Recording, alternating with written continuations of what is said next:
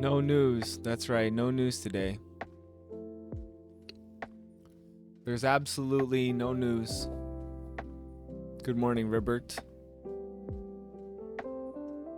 Anything you've heard in the news? It's fake news.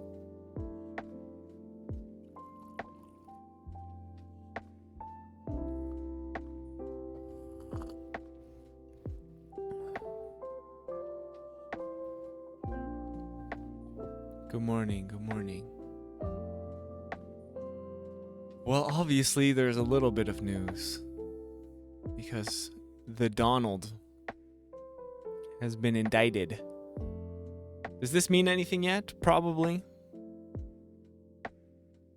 But it's going to be a while, I think, before we understand what the relevance of this is. So it's fun just to imagine a world where Donald Trump is behind bars.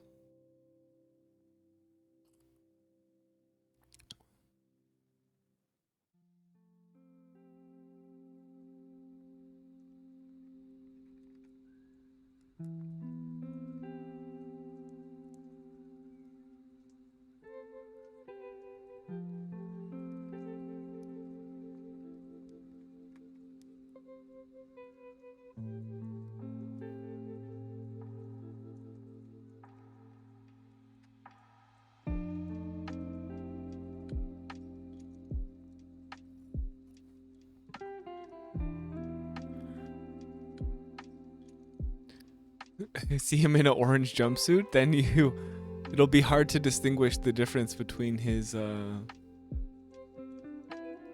head and his body.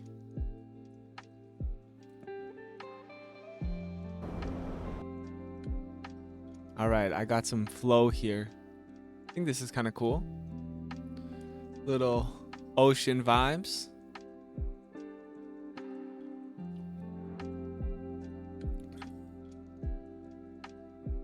Pretty sure it's computer generated, but it feels pretty real.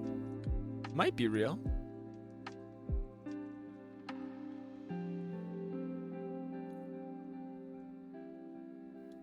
I think if anyone gets motion sick. Oops. What the hell, computer? I don't want that. Here we go. Back into the ocean. Motion sick, or is it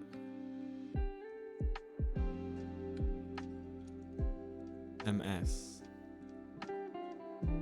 Motion. Please send my homie Totaro some Dramamine. And then if you do Dramamine, send Dramamine. Still works, alright.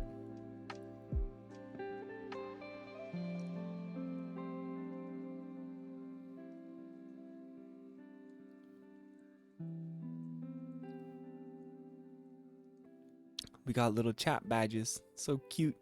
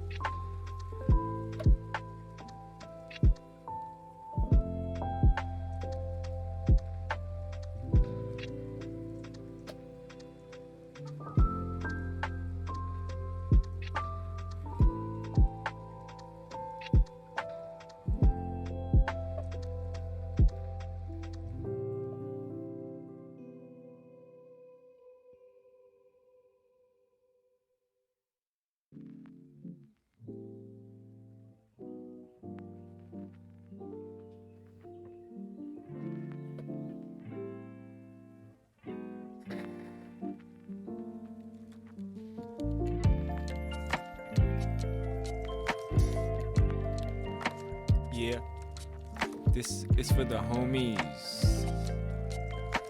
For the homies.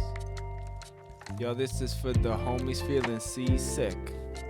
Hope you not got that motion on the ocean and you feel and you heal quick. Shit.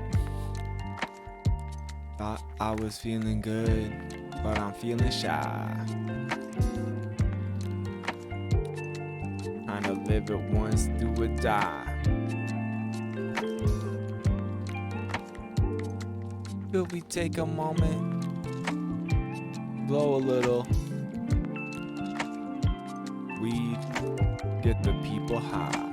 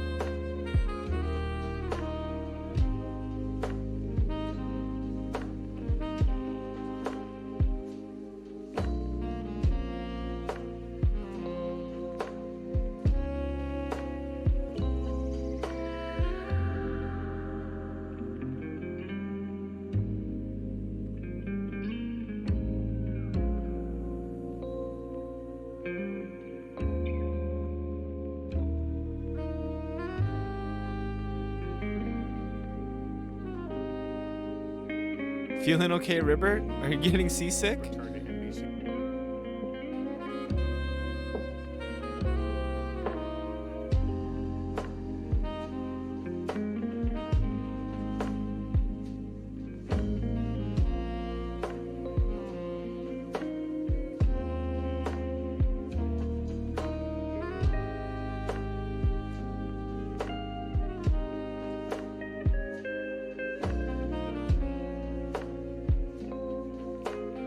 You have to turn away? Are you serious? All right, I can change it. We're not bound to any one video.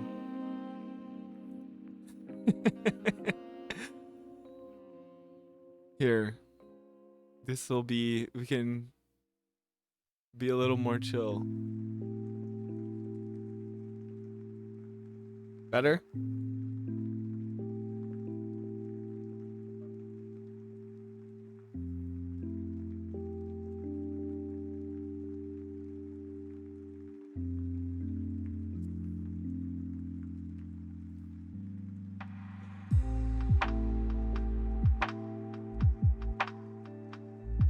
It's another rainy day, and so on.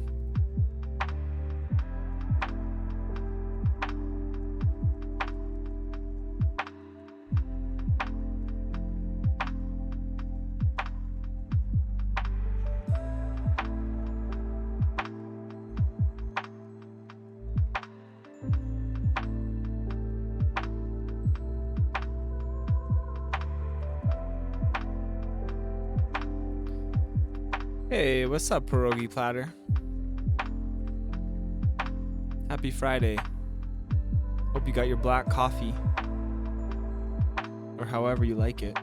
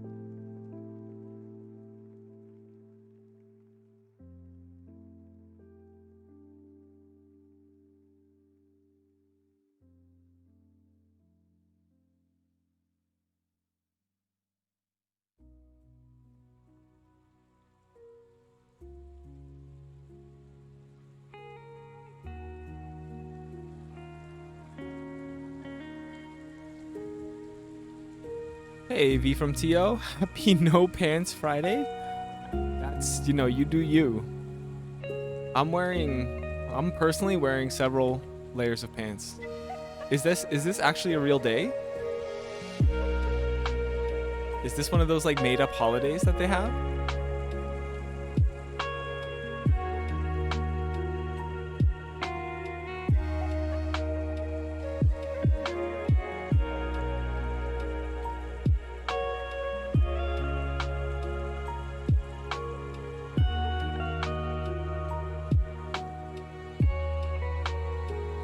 Work from home, no meetings, no pants. True. Thing is, my house is cold, so I'm wearing long undies, pajama pants, and a blanket, which is like probably good to wear pants on stream, I think. Just in case.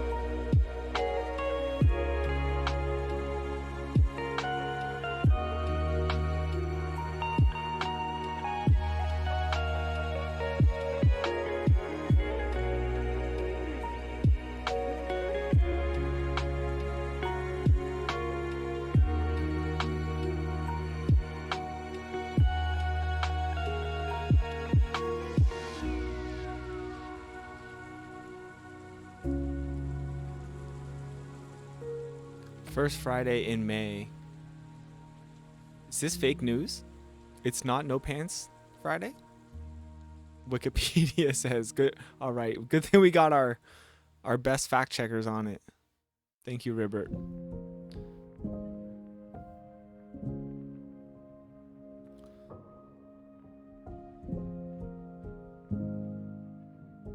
Oh yeah, I wanted to try something. I've never done this before, but I'm a little short on our coffee goal of the week. So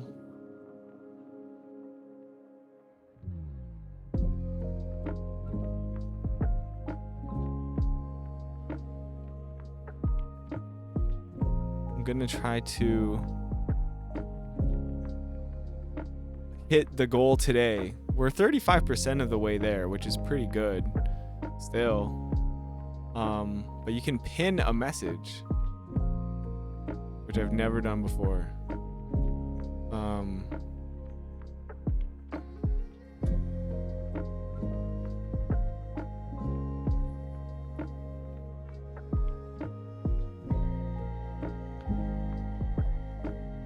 We are short on our weekly coffee supply goal of $18. It's a modest goal, I think. I usually stream for 20 to 25 hours a week, which is it's less than $1 an hour of streaming. But it's important to set goals, even if they're micro goals. And I've been trying to work really hard on this. So if you could contribute in any small ways, it's always appreciated. And if you're already contributing by subscribing on Twitch and other ways, we have our monthly Ko-Fi supporters. We do appreciate you. And no pressure. Only if it's within your means.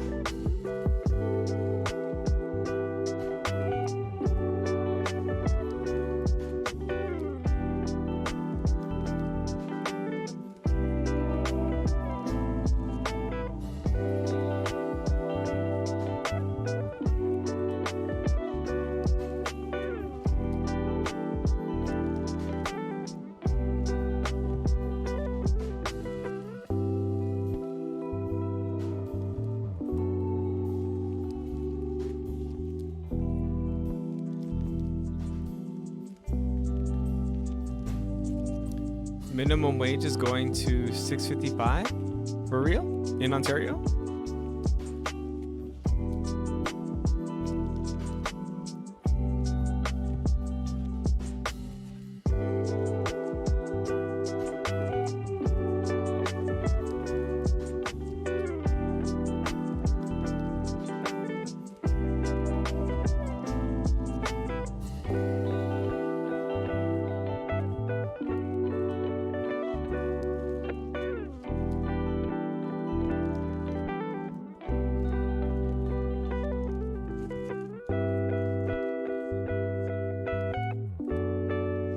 Sweet, thank you, River.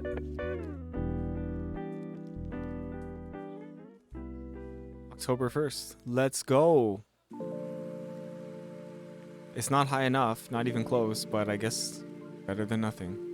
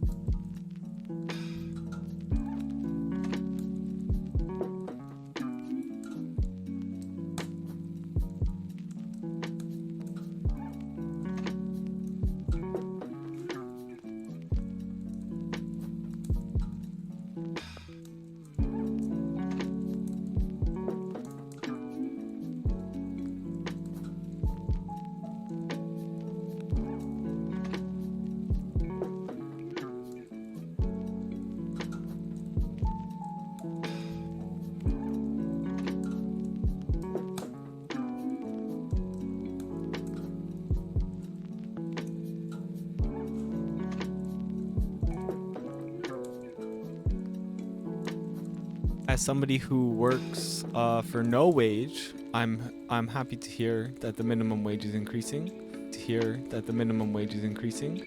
Oops. You know, maybe we need a minimum wage for Twitch streamers.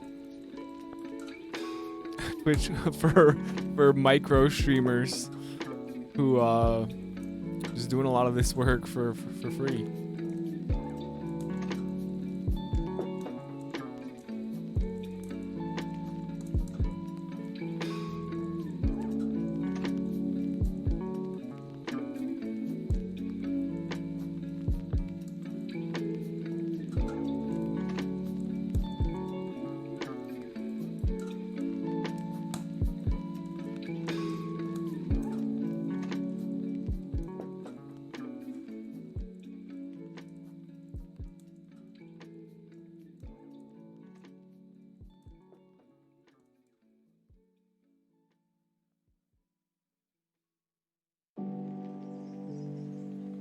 How's everybody doing?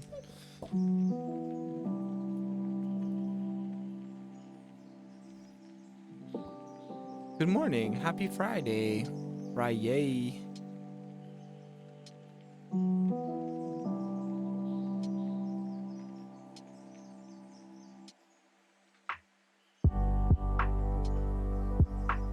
You know, I'm overly excited to see the little chat badges. I don't know why, it just makes me happy to see y'all little chibi Totoros frolicking in chat.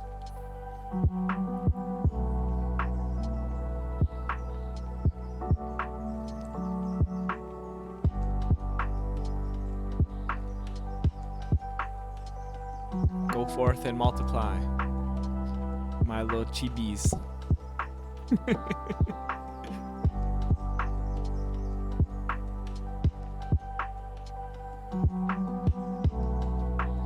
Yeah, one day when I'm a big streamer, if we can get more and more subscribers on Twitch, we'll have more emote slots. I wonder when the next one even is. Where are my goals? I got goals.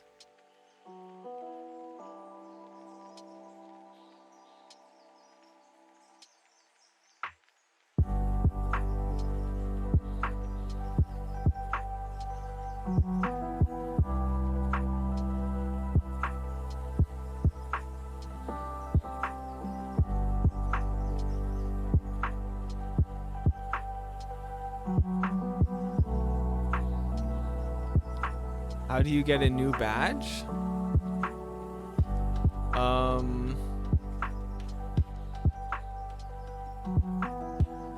think you have to subscribe. No pressure, Ribbert. You're already doing enough. You're already a founder of the channel. That's why you have a first badge.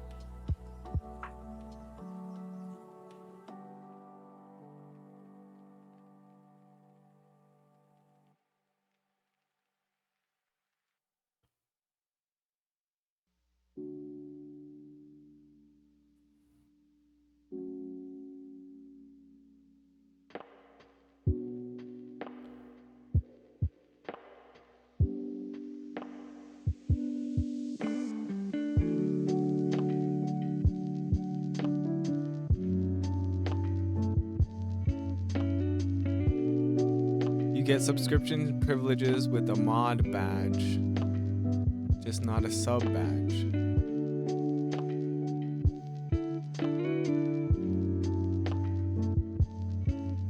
I think NT First Squirrel has the most badges of anyone because they have like the gift badge, mod badge, subscriber badge. You got all the badges.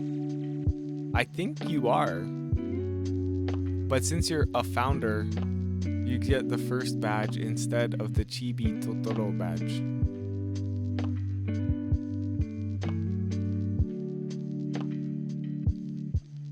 You know, it's not that important. You get a sword. That's the important thing. You have a sword.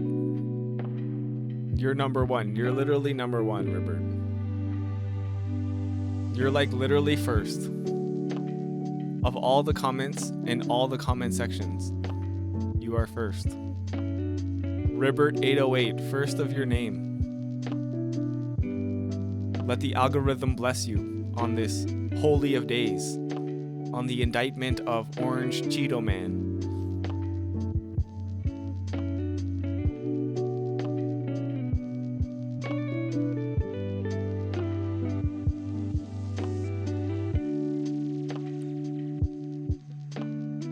Oh, really? That'd be cool if you could choose a shield instead. A shield actually would make more sense. I guess like banning people is like giving them the sword, but at the same time you're keeping us safe, which, you know, I guess if I had to choose between a sword and a shield badge, I would pick the shield. Why not?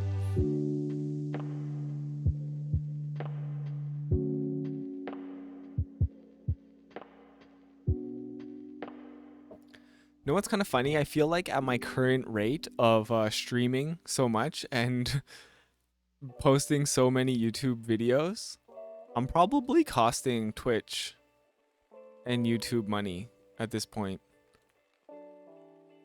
Like, I basically stream as though I'm a successful big streamer, but I'm not. So, like, for them to actually host all of my content, it probably costs them more money than they can possibly make,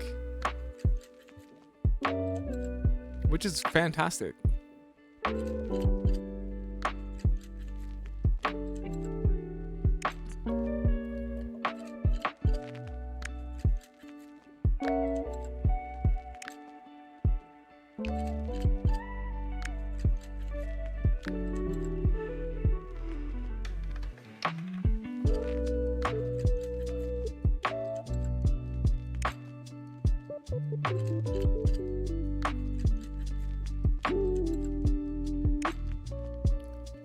That's good. Take those Bezos dollars down. Exactly.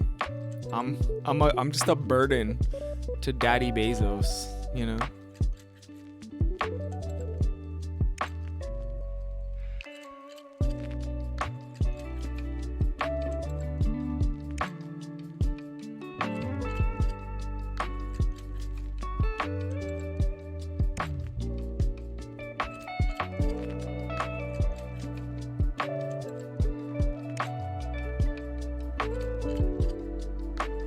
Oops. That's not right. That ain't right.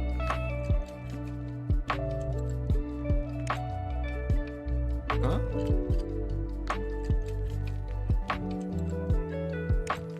What is going on? This is not what's supposed to happen.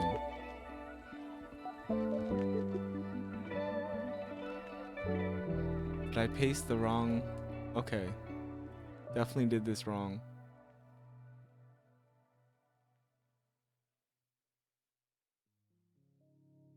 Oh goodness. Oh my goodness.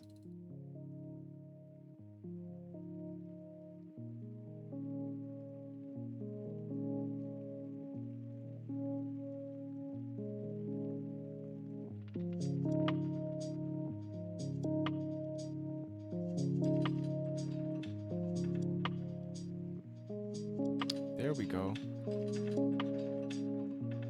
Ah. This is still not right.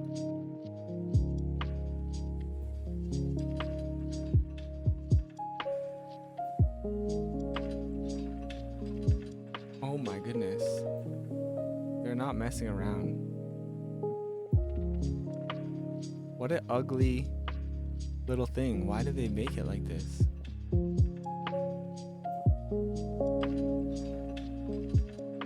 Oh.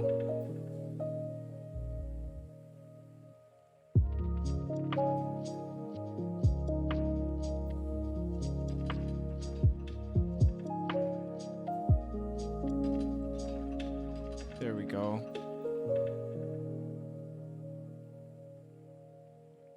This is our little sub goal. And you can go like up here.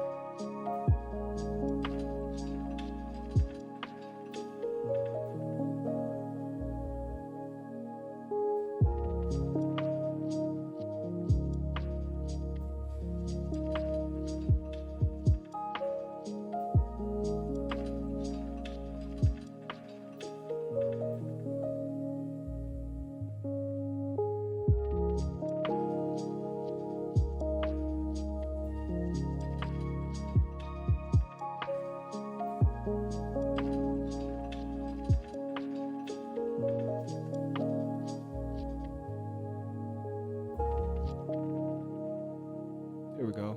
I like that.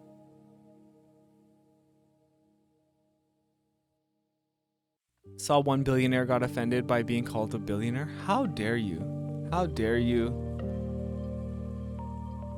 you know, use the B word. Something that has oppressed B words for billions of years.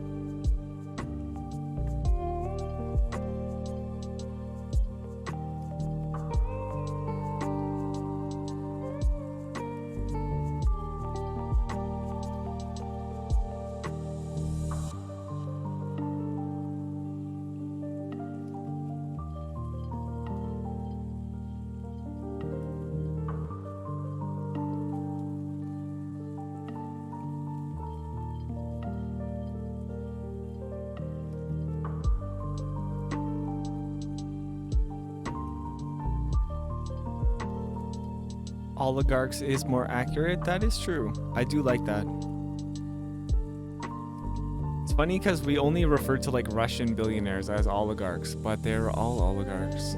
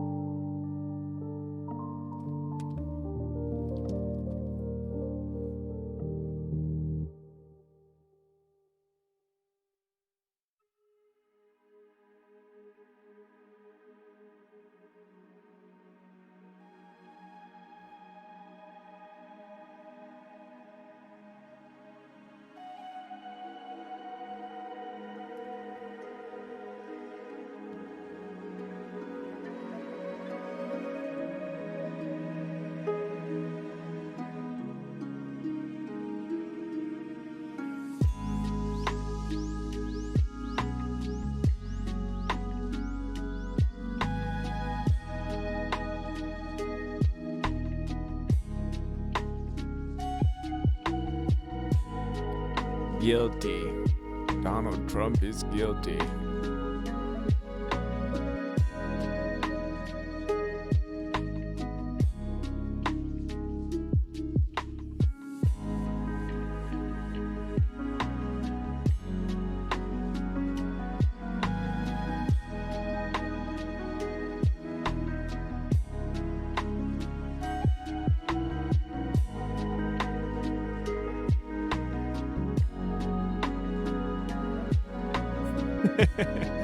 That's right.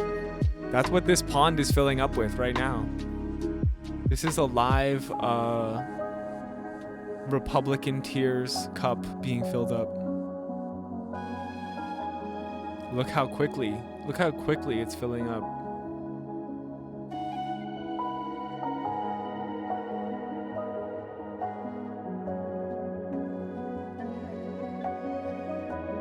$30 counts? Is that what they're getting him on?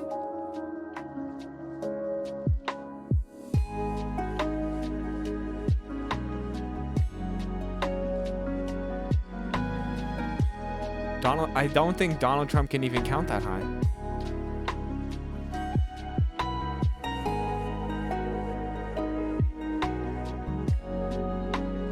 $32, damn.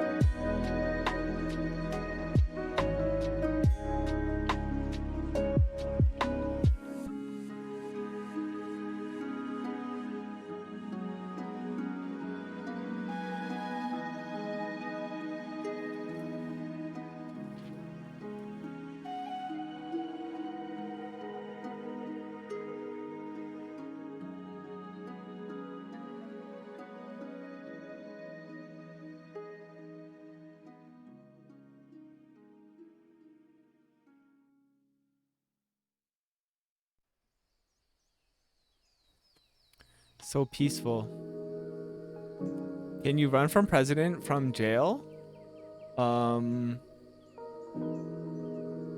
That is the question. It will I don't think because American law system is really bad, right? He won't really be in jail because he's rich. So you can always make bail.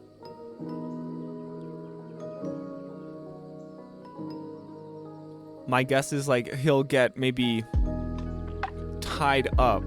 The thing is, like, they're not going to be able to keep him in jail, but they will tie him up in legal battles, which will take away from his ability to run in the Republican primary. But we will see.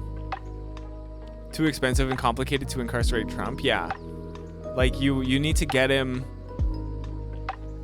Even if the only consequence was to keep him from public life, like if he was not allowed to run as president, that would be good. Even if they got a bunch of money from him, that would be good. Literally anything would be good here.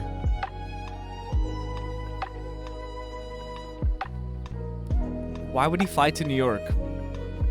Ron DeSantis said he would not extradite Trump from Florida. So he's probably playing golf right now, that motherfucker. That fat orange motherfucker. So don't mean to body shame anyone here. You shouldn't persecute someone for the color of their skin.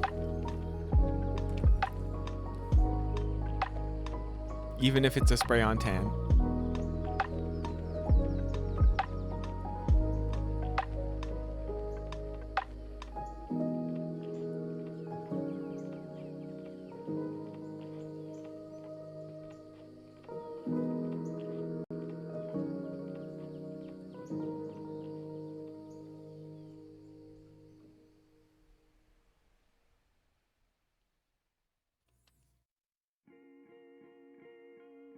Only options would be suspended sentence, probation, or he'll be stuck at home.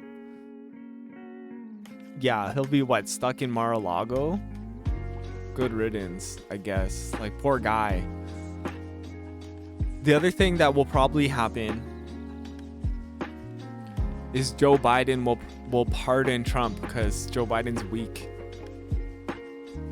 Democrats are pretty dumb.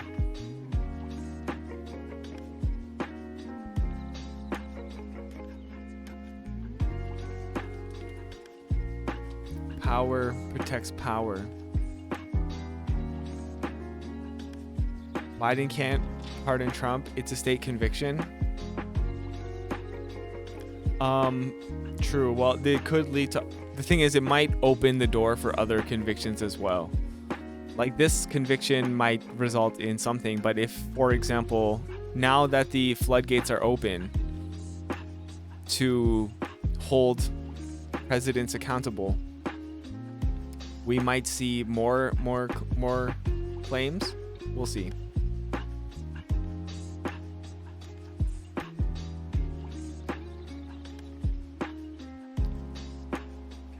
Daniel Smith apparently made a statement about protecting him. Well, Daniel Smith is doing a lot of things. We talked about Daniel Smith yesterday. So there's a video coming out on YouTube tomorrow to catch up.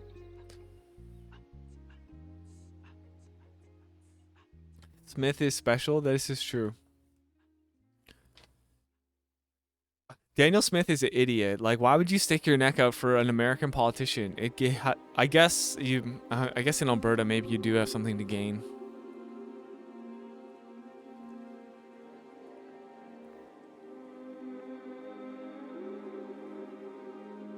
She's doing it for the votes, yeah. You don't have the votes. You don't have the votes. You're gonna need congressional approval and you don't have the votes.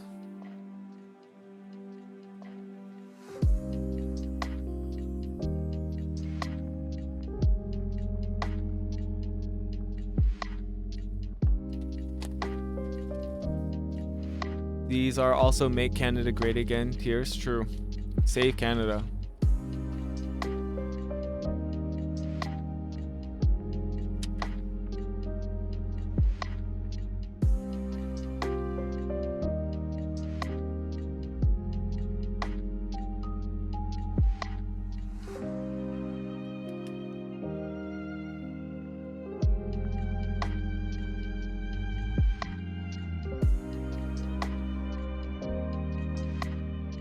I've been making the coffee like really strong because my coffee grinder has like an auto setting and I accidentally like turned it too high the other day.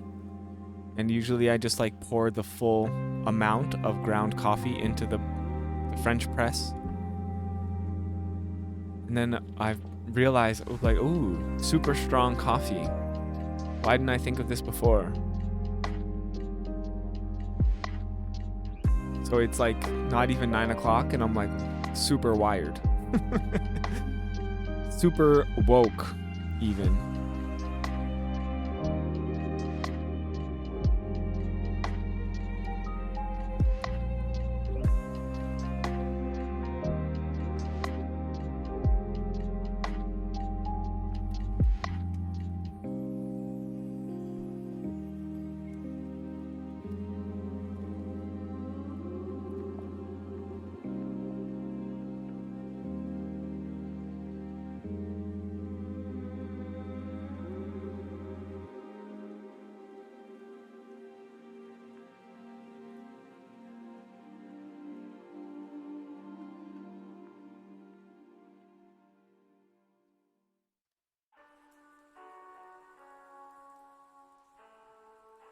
The Donald.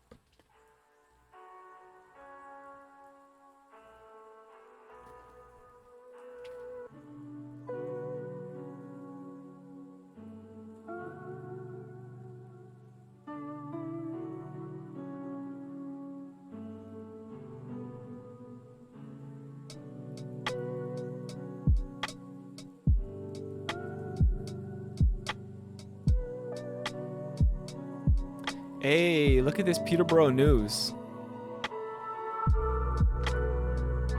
in the Globe and Mail.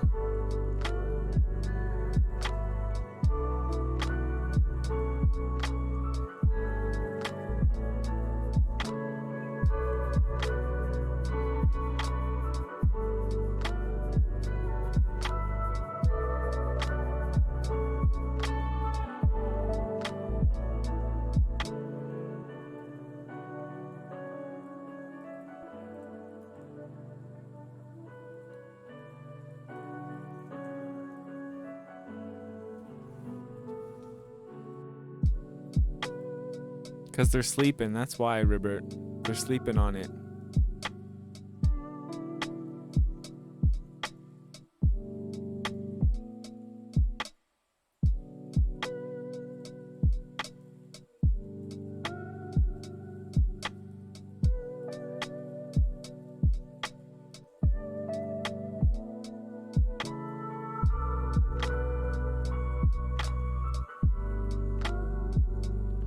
Yeah.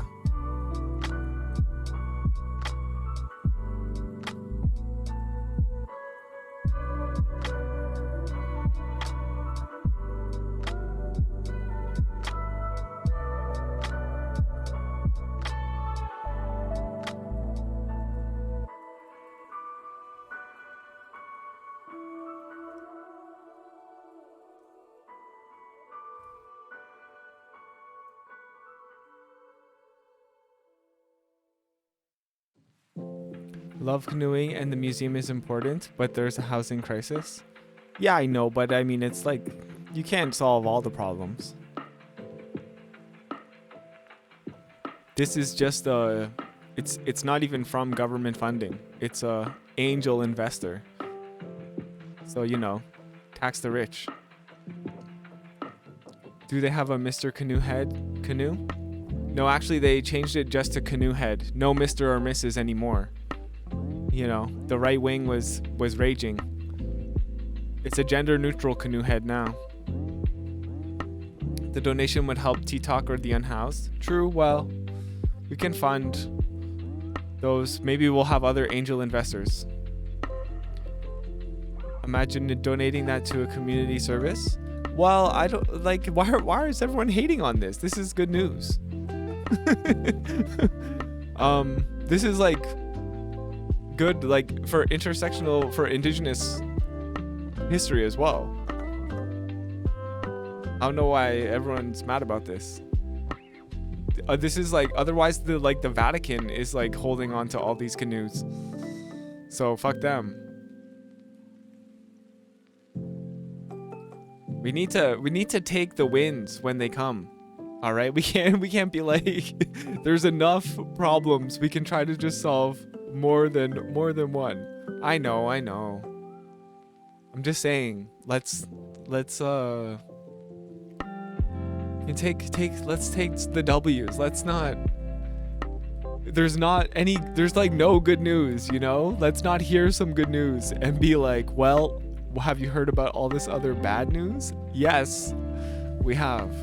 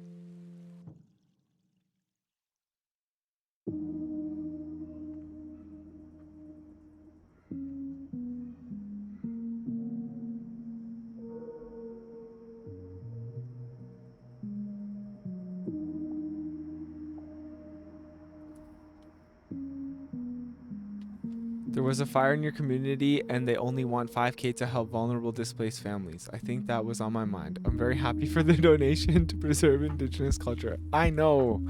Antifa, yes. We can only do so much. You know, it's not that I'm being critical of anyone either. I just don't want us to fall into doomerism. It's really easy to try to take on the whole world, right? We can only have so many problems.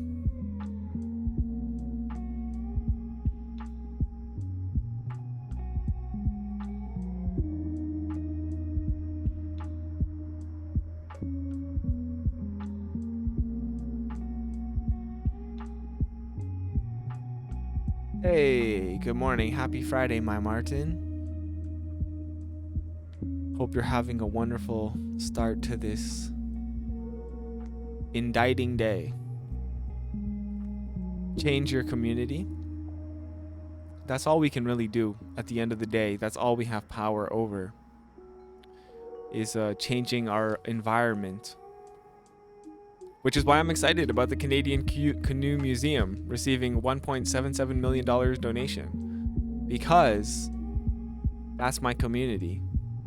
And as a community that is struggling,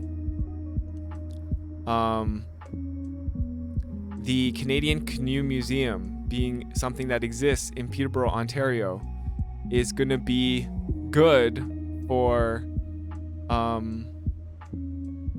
our community.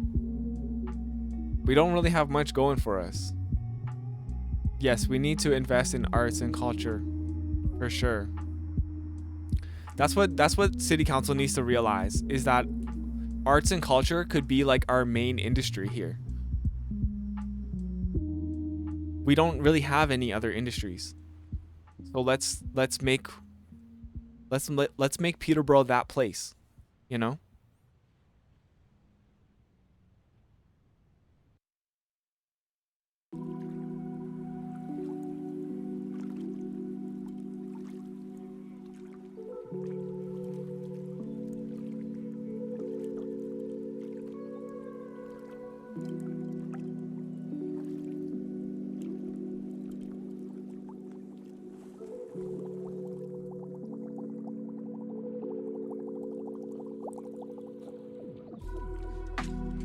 Yeah, lots of towns around here don't have any. Peterborough can be the art hub. Exactly.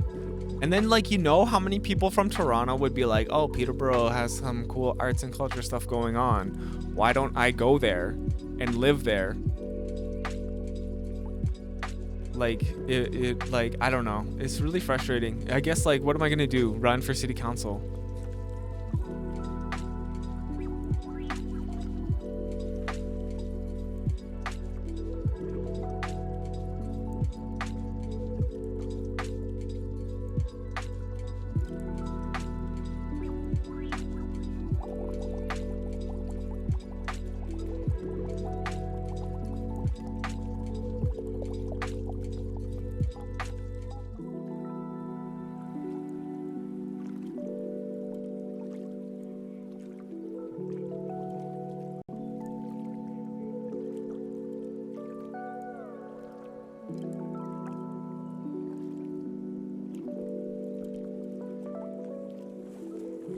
Danny for Northcrest. True. Let's go.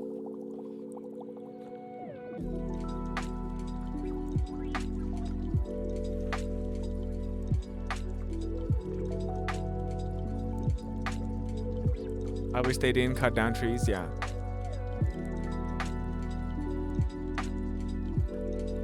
I know.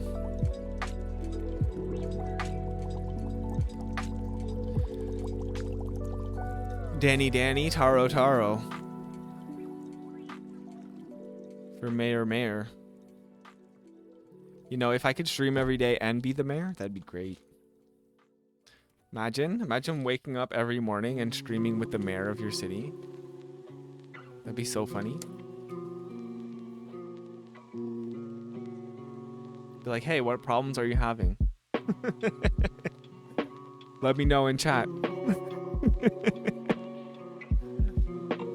Just have like and also have like drones all over the city to be like, oh, there's a pothole here. Let's like get the drone to go over and look at it. Be so millennial, for real. Like, let's, yeah, fly the drone over to that exact pothole and like alert city staff in Discord.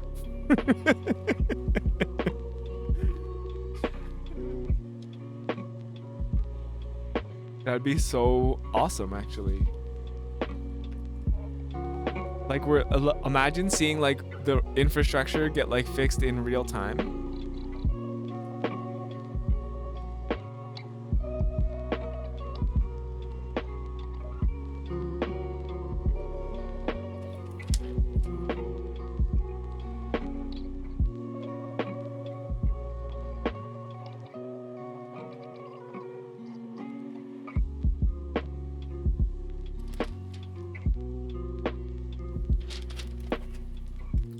I have to say, I feel like, you know,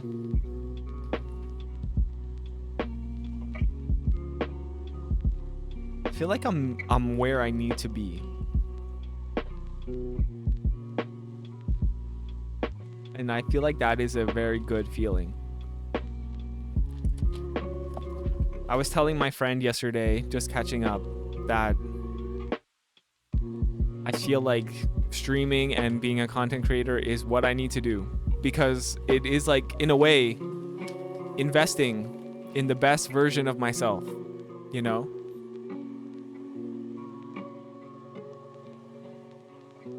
There's never been a version of myself who wakes up every morning at like 7 o'clock and thinks, hey, I should read and try to educate myself about whatever is going on in the world.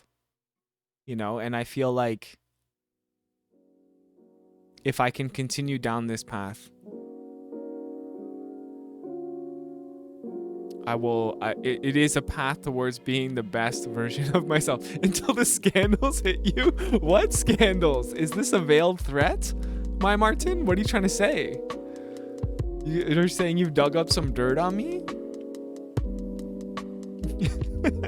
The thing is, though, I got no dirt. That's the trick.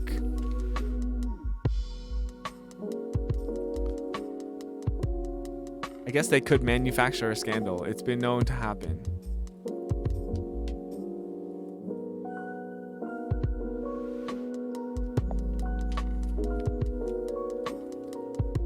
Squeaky clean? Pretty much. I mean, like, unless you want to, like, get me for, like, some things I did when I was, like, in high school, maybe. But nobody likes that. Nobody likes going after kids, even if they're adults now. It's like, yeah, I was an idiot in high school. Turns out. But I'm like, you know, what am I gonna do? I'm like happily married. There's gonna be like no sex scandal or anything. Not like Donald. You know, I've already paid off all of the porn stars I've had affairs with prior to running in an election. That's the real trick. You know, I'm ahead of the game. You're also not a conservative, so yeah, like a lot of the things that they get you on are like you were immoral. And I'll be like, well, not really. Smoke weed every day until I couldn't.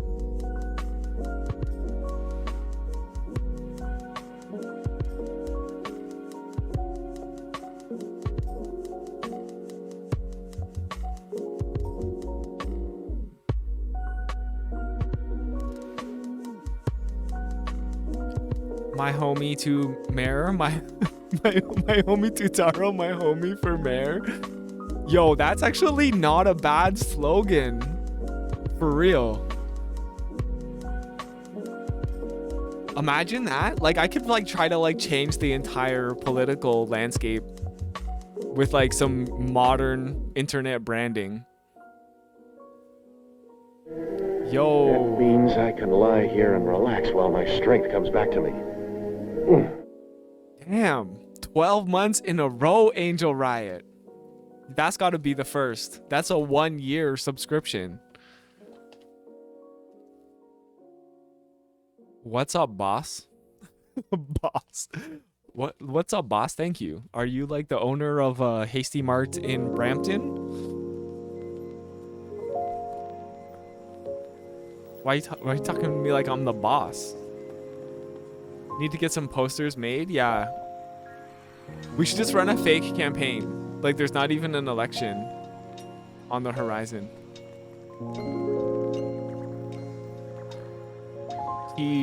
T-Dove? Oh. Transgender Day of Visibility.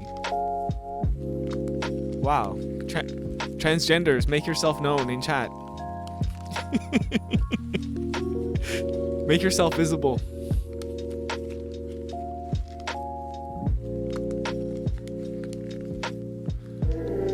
That means I can lie here and relax while my strength comes back to me. Oops, I don't know why it does that twice. I never know that it's Transgender Day of Visibility. Yeah, I've tried to fix it, but it doesn't want to be fixed.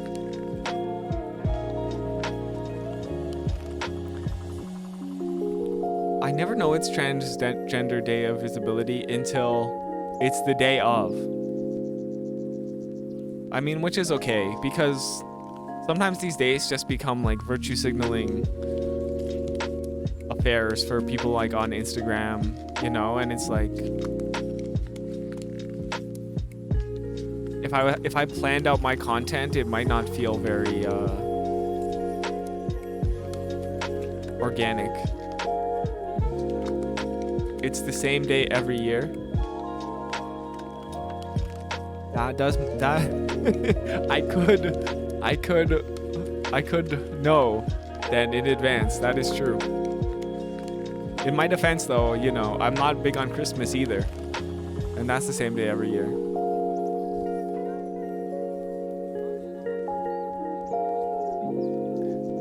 Will Trump get arrested today, you think? Imagine that.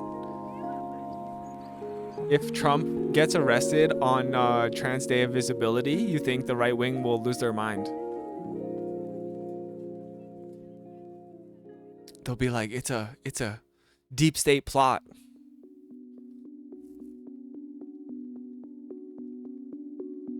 It's really important to recognize, especially right now. Yeah, for sure. Not into Christmas either. Right wing don't know T-Dove. But they're gonna learn today when a transgender cop arrests former president Donald Josephine Trump. That's right, Josephine. He's also trans. It's spreading. It's spreading like wildfire.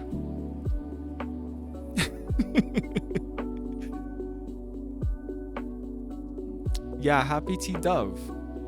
Good morning, Augustus. Man, bro, guy. And everyone, hope all is good wherever you are. Thank you so much, Augustus. Fire. Thank you for this loft beer. Cheers. I do love how Twitch has, like, lots of trans emotes. That's nice. There's a pledge. True. I pledge allegiance to the United States of transgenderism. May we bless the troops and send our top transgender fighter pilots into Iran.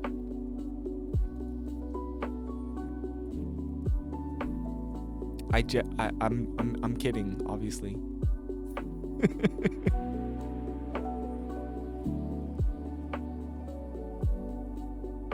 All right, we got some funny news. I don't know.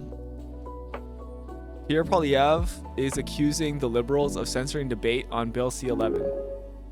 New donation from Terry Yuda Homie for real. Holy crap. Who is Terry? And how are they the homie for real? We're at 313% of the goal? Holy crap. That's like a lot of money.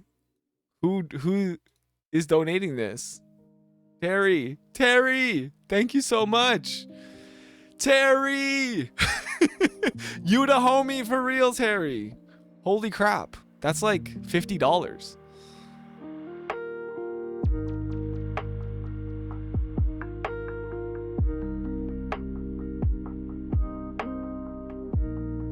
Terry gave mad support.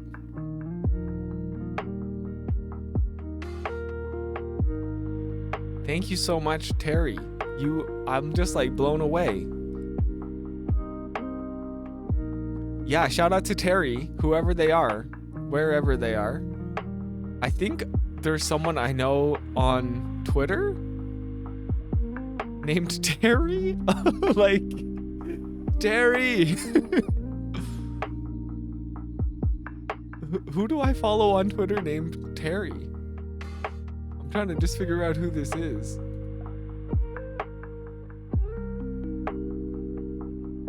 Okay, well, thank you so much. I mean, I don't know who you are, Terry. I think you're out there. Just give her. Fubar reference. I don't know it. Well, that is so fucking sick, yo. $50? I'm gonna tell my wife. I've made it. I think you know Terry. Thank you so much, Terry. I don't know this Fubar reference, but I assume there's somebody named Terry. Party tonight. Yeah, that's right. Let's blow all of that $50 in one place.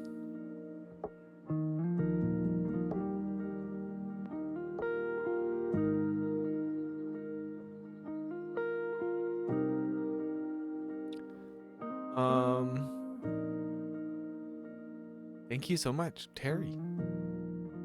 Hot damn. That means if I stream, I made $2 an hour streaming this week. Just remember the one character gets the same. What? Really? In Fubar? Is this the first campaign donation for my homie for mayor? It might be. I have no choice now. No choice but to run. Okay, can we take a moment here?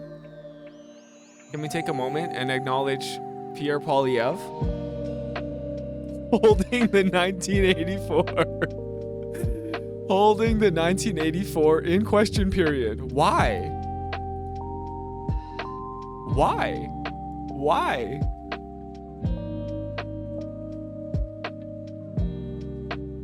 Okay, this is in question period when? March 30th? That's yesterday. Yeah, I thought you're not allowed to have props in Parliament. Alright, CPAC, don't let us down. This better be funny. What edition is that? Look, the spine is not cracked, alright? Look at this. You think he's read it?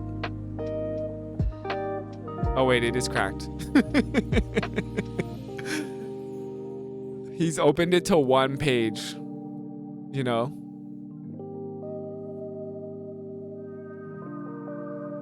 Here's the trailer for Fubar. As it stands, plan B is just to keep on giving her. Exactly. Give her. You go out and you give her. Like you work hard. That's what's that. Is that a plan? Yeah, that's a plan right there. We used to party a I wonder if this music is copyright. So I just have to pause for a moment here. Back in the olden days, you could just throw up in House of Commons. Can't have shit nowadays. lot, but not so much anymore. So whenever we do get together, it's fucking. Know what's weird though is that this aesthetic is like very popular right now. Like this is Fubar is from when? It like 2000s, right? And they're making fun of this aesthetic, but this is really trendy and popular right now. Awesome.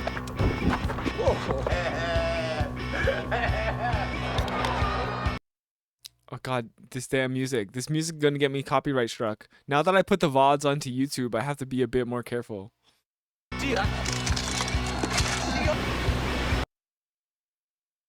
Just give her.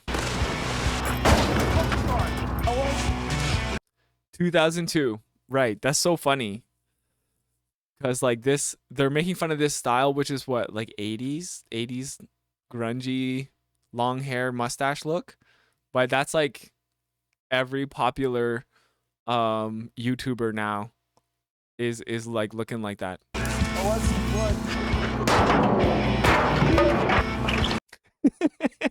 It didn't even break the glass. It's Canadian. This is Spinal Tap. True. I can't fucking babysit my fucking giant nut all day. You know, just fucking sit there and watch it and hope it doesn't fucking grow. You could. True. That's about. Is that about his testicular cancer? All day. You know, just I can't fucking babysit my fucking giant nut all day. You know. I should make this one of the sound alerts in chat. When did this style of aesthetic ever go out of style in Peterborough? True. Never. That is true. I'll just fucking sit there and watch it and hope it doesn't fucking grow. You could die. Do you understand? You could die. Okay, I'm worried about this music, but respect to Fubar. I feel like I need to watch it now. It's so relatable. All right, let's try to find this CPAC. This is question period. New donation from Etenil Yuda Homie for real. Yo, Etenil, thank you so much. You are the homie for real. I can't believe it. 424% of our Ko-Fi goal. Thank you. This is really, really nice. Thank you, Etenil. If you're here, you know, we see you and we love you. Thank you so much for donating. Here we go. This is it. We got the link. We could spring for the $17 paperback edition or just the 99-cent Kindle edition. Amazing. Let's see if we can get this on question period on the CPAC website, cause this is funny. It's funny to me. You can watch the full Fubar movie on YouTube. True. Is it free? Could we watch it on stream? Maybe we can have a special stream. Okay, of course, CPAC is loving this. Look, they're using this as the cover photo for their video as well. Vigorous as I expected it. Okay, let's see. Where is this? The problem with CPAC website is that it's not HD. Or sorry, it's you can't look at 2x speed, but it is HD. That's the one thing it's got going for it. Okay, where's the book? Come on. We need the book. This is the right date, right? March 30th? Okay, we got PP.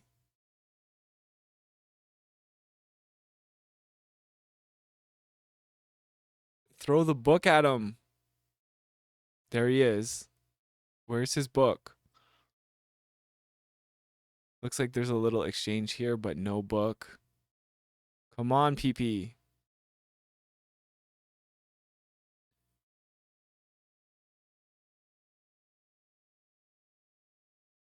Where is it? Why do they do this?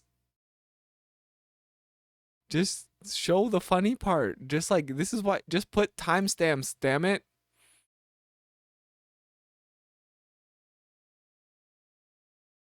Like, nobody has time to be going through like all of this question period. Just looking for the one clip. Just show the clip. Okay, here he is. What are they debating? Okay, it's when they're debating Bill C-11, right? So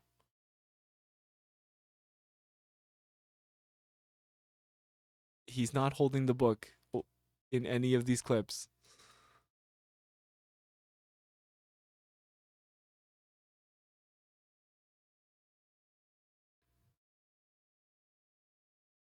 Okay, I guess we'll just have to try to jump in. How we can continue to play a role in ensuring Canada will become the world's green supplier of choice for critical minerals. Okay, talking about Ottawa censorship. Only the conservative. Hey, good morning, Etinol. Thank you so much. Etinol, aka Lynette. We're on to you. Thank you so much for the Ko-Fi donation. I really appreciate it. You are the homie for real. We're at 424% of our goal, which is like amazing. You're the first streamer you've ever watched more than once. Wow, that's so great. Audience retention champion right here. It's probably because maybe, I don't know, that I talk about things that are relevant to like a smaller amount of people. I don't The know. Honorable Leader of the Opposition.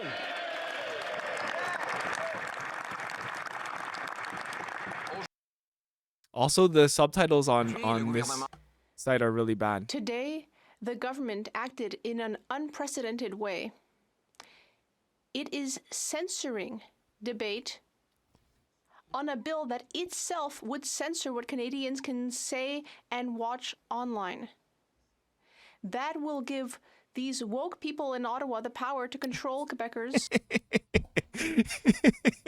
Sorry, just the thought of Pierre Poilievre saying woke people in en français is just too funny. It makes me want to get the original language audio, which you can do on this. Where is it? Original language. Let's go. Let's go. Woke people in Ottawa the power No, come on. French. No, original language. Okay. to control Quebecers. It's not And working. incredibly, the Bloc Québécois is in favor of this additional Ottawa censorship. Oh well. Only the Conservative Party is against. Woke in French. Révaler. Is that right? Révaler, French. Oh. Réveiller, Réveiller réveiller, is wake up. But you can just say woke and it'll translate true. It's how do you say woke in French? It's les woke. it. When will this government stop attacking freedom of expression? The Honourable Parliamentary Secretary. Mr. Speaker, there is a consensus Peterborough's in French Quebec program about the is fact that we questionable. should make Is web giants les pay their fair questionable. share. Authors, musicians, producers, screenwriters, directors, artists, technicians. You know, I took French in Mississauga though. I'm not from Peterborough, born and raised. Everyone agrees. Everyone. Hey, good except morning, for Rabbit these Ribbit. Conservatives. They all agree about Bill C-11. Is Mr. Speaker, I Peterborough. would invite the Conservatives to get on the right side of things and support Quebec and Canadian culture. The Honourable Leader of the Opposition. Peter Is Borino. no culture without freedom of expression. Just to point out the disinformation from that member. He says all artists support this. Well, even Margaret Atwood, no conservative, has said that this bill represents creeping totalitarianism. Creeping totalitarianism. It gives the power to a woke agency, the CRTC, named by Liberals, to manipulate social media algorithms in order to shut down voices it does not want people to hear. When will this government realize that Orwell's 1984 was not an instruction manual?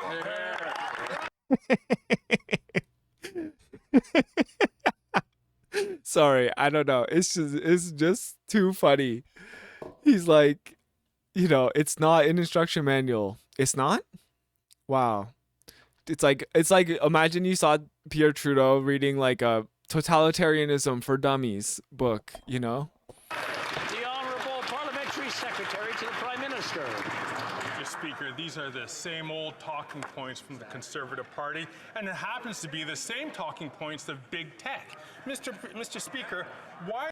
That is true. That is the funny thing, is because conservatives hate big tech because they're like dabble in like Nazi conspiracy, and they think that there's like some sort of worldwide conspiracy that people are trying to control the world, and then but at the same time on this issue they're dick riding big tech so hard. Why don't they finally stand up to the big guys and big tech in this country and try to do what we're doing and making sure that big tech is going to be paying their fair share to Canadian artists, Canadian producers, to our local media.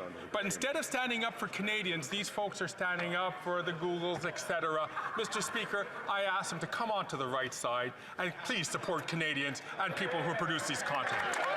The Honourable. Yeah, that's right.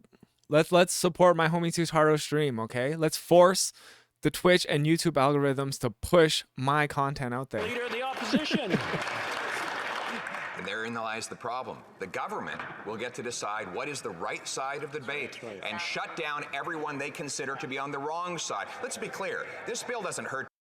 Wait, what? Yeah, that is kind of the point of the debate, of like debating at all. And it's like, yes, when you debate, you're trying to show that the other side is on the wrong side of the debate. Well done, Pierre Poilievre. Big tech, they'll still monopolize all of social media. Their platforms will still dominate. It's just that government bureaucrats will be able to manipulate. It's user-generated content, PP. It's not. It doesn't matter if they're going to dominate or not. It's about making sure that Canadians on those platforms are engaging with other Canadians in a healthier way. I can tell you right now, as somebody who makes Canadian content for YouTube, my videos about the US are much more successful, and it's kind of frustrating because the themes that I really care about, like Han Dong being framed for election interference, they don't really populate the YouTube feed of a lot of people. What people want to hear about is like woke culture war content, which is primarily imported from America. And it kind of sucks. It's kind of like discouraging, or in a way it's encouraging me to make a certain type of content because I know that's the type of content that is going to do better. And I'm just a micro streamer too, right? So like if you're a larger creator, for example, here's actually a great example. Christo Avalis. They are a great YouTuber. They are a Canadian historian, and they're a leftist. They're left politics, history, and culture. They used to do great content for Canada and the US. And now you can see that their entire feed is just Donald Trump. Right? And I respect Christo Avalis. I think they're really intelligent person. They're really educated, but look at this content, because this is the type of content that the algorithm encourages you to create. It's literally just a Donald Trump stream. It's a Donald Trump channel, and it's a really great Canadian intellect. Who is being forced to essentially create this content because you can see in cases it gets like hundreds of thousands of views, right? And fair enough. We all need to feed our families, and I don't blame Christo for that. But at the same time, we need to encourage the algorithm to create the content that is actually going to like benefit Canadians. Manipulate the algorithms to shut down the voices of individual Canadians. Top experts on freedom of expression. Okay, so he's talking about it's going to shut down voices of like the top Canadian YouTubers who are already making millions of dollars from their media, right? And yeah, that sucks. When you change the law, of course it's going to hurt the people who are already benefiting from the law. Right? Like that's just unfortunate. But in order for change to occur, somebody is going to have to be sacrificed in a way. There's going to have to be some collateral damage. Online say that, and so does Margaret Atwood, who calls this creeping totalitarianism. Margaret Atwood doesn't know shit. I'm sorry. If the Prime Minister is not afraid of debate, why is he so determined to shut it down? The Honourable Parliament. What are you talking about? How is he shutting down debate? Change is uncomfortable. Yeah. And of course, especially when you're trying to change things to benefit more people and not just the people who are benefiting the most, those loudest voices are going to protest. It's just the way that change is going to happen, if it's going to happen for the large majority of people. Secretary. She's a crank obsessed with semen retention? What? I have not heard that about Margaret Atwood, but I don't need to even fact check that to know that it's true. The reality is that right now the tech giants are not paying their fair share, and 71% of Canadians agree that they should be doing so. And this is the reason why. That's why we are making sure that we have C11 to deal with this job. We know that the web giants must do more. Mr. Speaker, more for our culture, more for our local media, more to protect our children. That's exactly what we're doing. It's funny because like he's using conservative talking points like protect our children in order to make this point, which is kind of ironic. They against that. The Honourable Leader of the Opposition. Favor of freedom of speech, Mr. Speaker. It's very simple. Big tech has no problem with this bill. They'll keep making money hand over fist because of their oligopoly. The government doesn't want to break up that oligopoly. They've been sucking. Well, do you want to break up that oligopoly, Pierre? I don't think so. So why even bring it up? You will notice this a lot from Pierre Poilievre, that he will criticize Trudeau over something that would be good to change, but he doesn't commit to changing it himself. Sucking up to big tech for the last 8 years. Wait, what they want to do is shut down. Sucking up to big tech for the last. What? Just sucking up to big tip cat dick? Is that what I'm hearing? Okay, big tip cat dick. That is what I heard.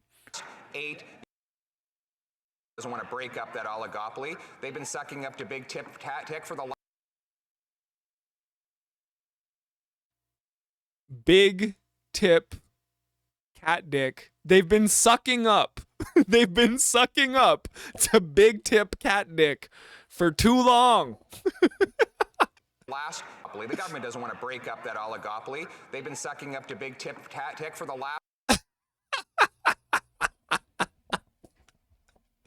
Oh my God. They've been sucking up to big tip cat dick for the last quarter century. 8 years. What they want to do is shut down debate. Mr. Speaker, Canadians want the Oh, here it is. He's got the book. He's got the book. Freedom to express themselves without. He's doing the meme. Government control. Ask the Honourable Member to put his prop down, please. Put your fucking big tip cat dick down.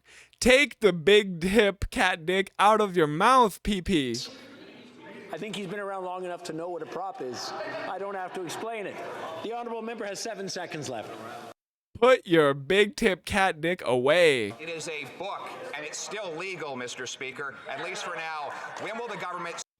Oh my God, it's as if he's being told to put away the book because it's illegal. Newsflash, the people burning books in the US are conservative aligned, if not far right. Stop its attack on freedom of speech and freedom of expression. Yes, the freedom to say big tip cat dick in the house. Honorable Government House Leader. Mr. Speaker, like the member opposite, the leader of the opposition, I have dedicated my life to ensuring that free speech occurs in this country. The holding up a book and pretending that this... Yeah, is that a threat? Exactly. Who's the one who's gonna start banning books? Yes, it's the liberals. They're gonna start banning books about what? The thing that, you know, the books that are getting banned are like the ones with like trying to teach kids about like equality and diversity. It's like, come on. This is about anything other than making sure that big tech pays their fair share, that they pay their fair share to our artists and creators in this country, trying to pretend that there's anybody in this house who believes anything other than free speech. It's the very reason that member could go all over the country and say all kinds of nonsense that I disagree with, because we have free speech in this country. Damn, go off. The Honorable Leader of the Opposition. We do for now, Mr. Speaker, and I want to assure him that as long as we have free speech, I'll keep beating that party in debate after debate after debate. I'll keep sucking on that big tip cat dick, debate after debate. Let's turn to another falsehood this government spread. They claim that their carbon tax would make everybody better off, but now their own parliamentary budget officer revealed that Nova Scotians and Newfoundlanders, just like people right across the country, will pay about $1,500 more in carbon taxes than they get. Okay, all right. Now it's okay. We're officially it's over. That's it. We're officially talking about carbon tax. So just back to like the regular 5 conservative talking points that they have. So that was fun though. That was fun. That was worth it. That was worth it to see fucking Pierre Poilievre stumble over his words like that.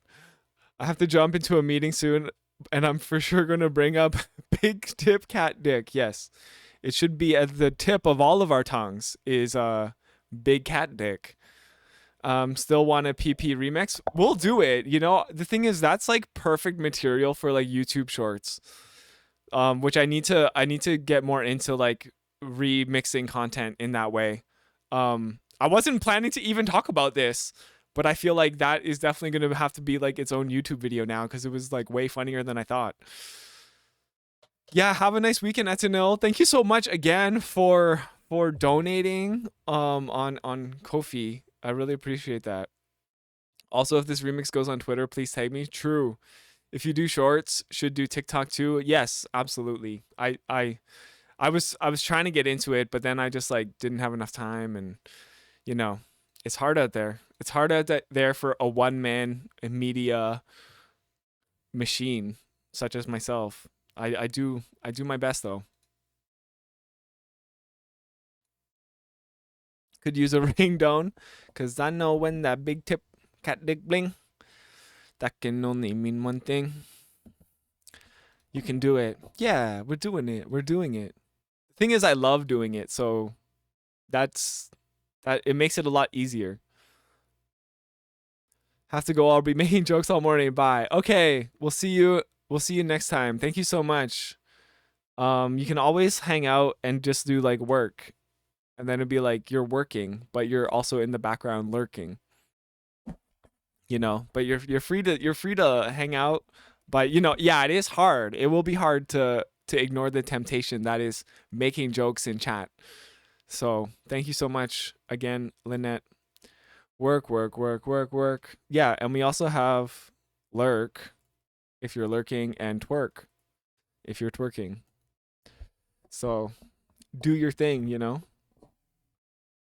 Okay, that was way more hilarious than I thought it was going to be. For real. I thought like let's just go down this quick rabbit hole for no reason. And then it's gold. It was gold. I love when that happens. Honestly, those make the best segments when it's just like random spur of the moment stuff. Really, really love that. Let's get into the Donald Trump stuff. Hey, what's up, Pixels? So, the Donald.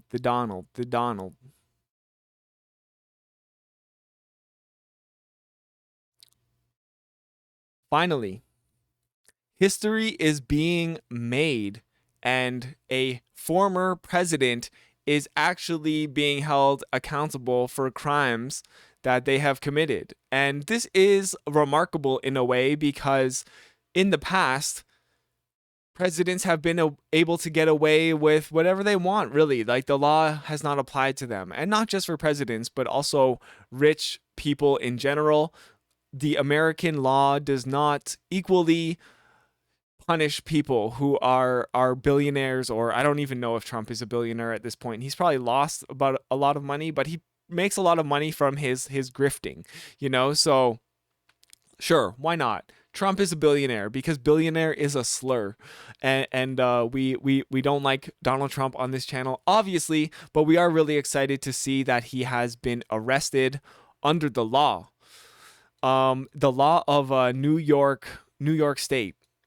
So some people are saying that this is going to open the floodgates because, as you may well remember, Donald Trump has done a lot of bad things in his time in power, including inciting the January 6th riots he on Capitol Hill, where he tried to stop Joe Biden from being marched in as the new president. He was also calling for the murder of Mike Pence, which, you know, you think should be illegal as well. However, Mike Pence is still on the Donald Trump, you know, dick. And it's really kind of interesting to see some of the conservative reactions to this. Obviously, he was also an election denialist, and he thought he tried to overturn the 2020 election, and he was squirreling away secret government documents in his Mar-a-Lago home. So people are hoping that he gets caught for not only this charge of election spending, like misappropriating election funds to pay off Stormy Daniels, who is a porn star, I guess. Not someone that was on most people's radar until we found out that she was paid to have sex with Donald Trump. But, you know, this is obviously something that Trump is guilty for. It's really hard to think about how he might not be guilty because his lawyer, Michael Cohen, has already gone to jail for essentially acting at the behest of Donald Trump.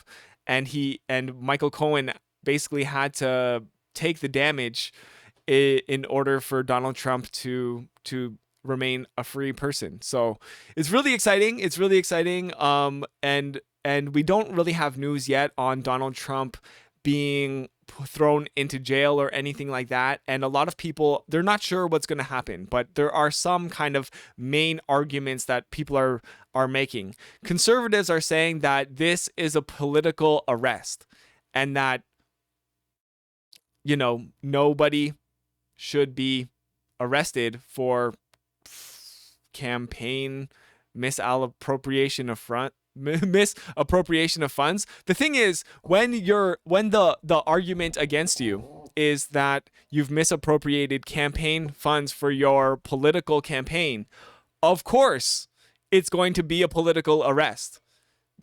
For a crime like this, there's literally no way that it would not be a political arrest because it's a crime that only somebody involved in politics could commit.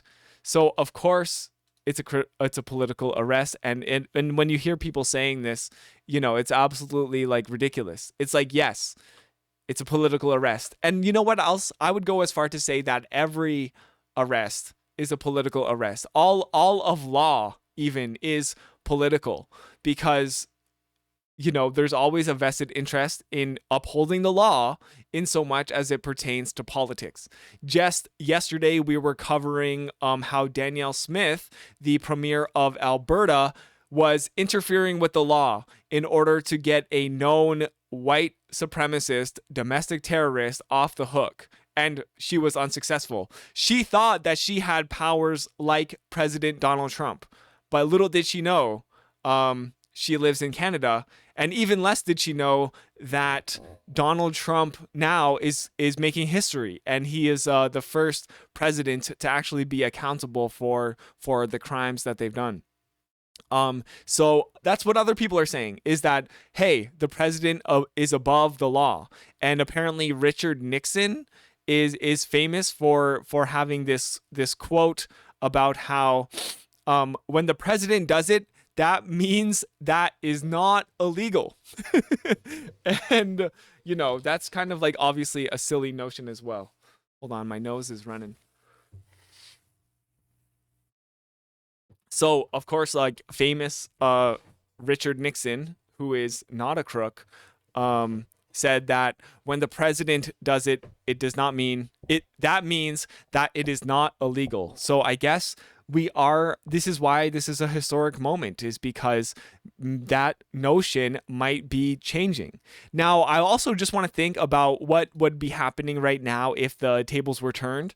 And if something like this was happening to, let's say, Joe Biden, or because they would probably never get anything on Joe Biden because they're a career politician and they've probably kept, made a concerted effort to keep it clean, at least in the time that they've been involved with politics. Let's say they had similar evidence on Hunter Biden, who has been this kind of figure for the conservative movement because they have nothing on Joe.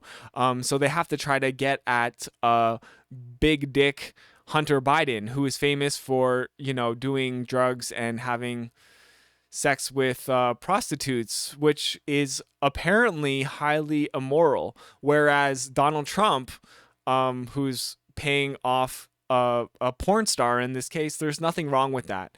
And what that is, it's really funny to see, actually, because conservatives, and especially like fundamentalist Christian conservatives, who are still in Donald Trump's voting base, they will somehow do the mental gymnastics to say that, wow, I can't believe big dick Hunter Biden was having sex with all of those prostitutes or whatever. We don't even know if it was like paid sex or maybe it was consensual. But there's something really immoral and shameful about that. But Donald Trump doing the exact same thing and having extramarital affairs on top and doing it with a porn star, somehow that is not really an immoral act. And conservatives, Christians, they can do this mental gymnastics in order to justify standing Donald Trump. And it really just goes to show that, hey, yeah, maybe this is about politics. Maybe you don't really have a moral code that you're applying universally. So it's honestly fantastic to see people losing their minds and engaging with this type of hypocrisy. There is also a portion of the left, or I guess you could say the liberals, which is obviously different than the left, yada, yada, yada, who are saying that this will rally Trump's base. This is not a good move because this will rally Trump's base and move them to do something similar to January 6th, or potentially just rally them to donate money to Trump's campaign, to make Trump out to be the deep state victim. And it's really strange. Trump is getting arrested. Yes, he is. At least there is an indictment out for his arrest. He probably won't spend any time in prison being a former president. What are they going to do? Also, like, keep him in a prison cell and like have the Secret Service outside of the prison cell for how long? And, so we're probably not going to see him behind bars, but there will be consequences for his actions, which is fantastic to see. Angel Riot is linking something here. Does it have to do with what we're talking about? Like, it was just what is this? Is this Melania? Okay, your reaction to this information. Okay, let's take a look. Like, it was just like, no big deal. Like, sucking dick and cock. Like, I'm just like, oh my God. Time and place. And you did it at my birthday dinner. Is this true? I thought this was Melania Trump for a moment. This is not Melania Trump.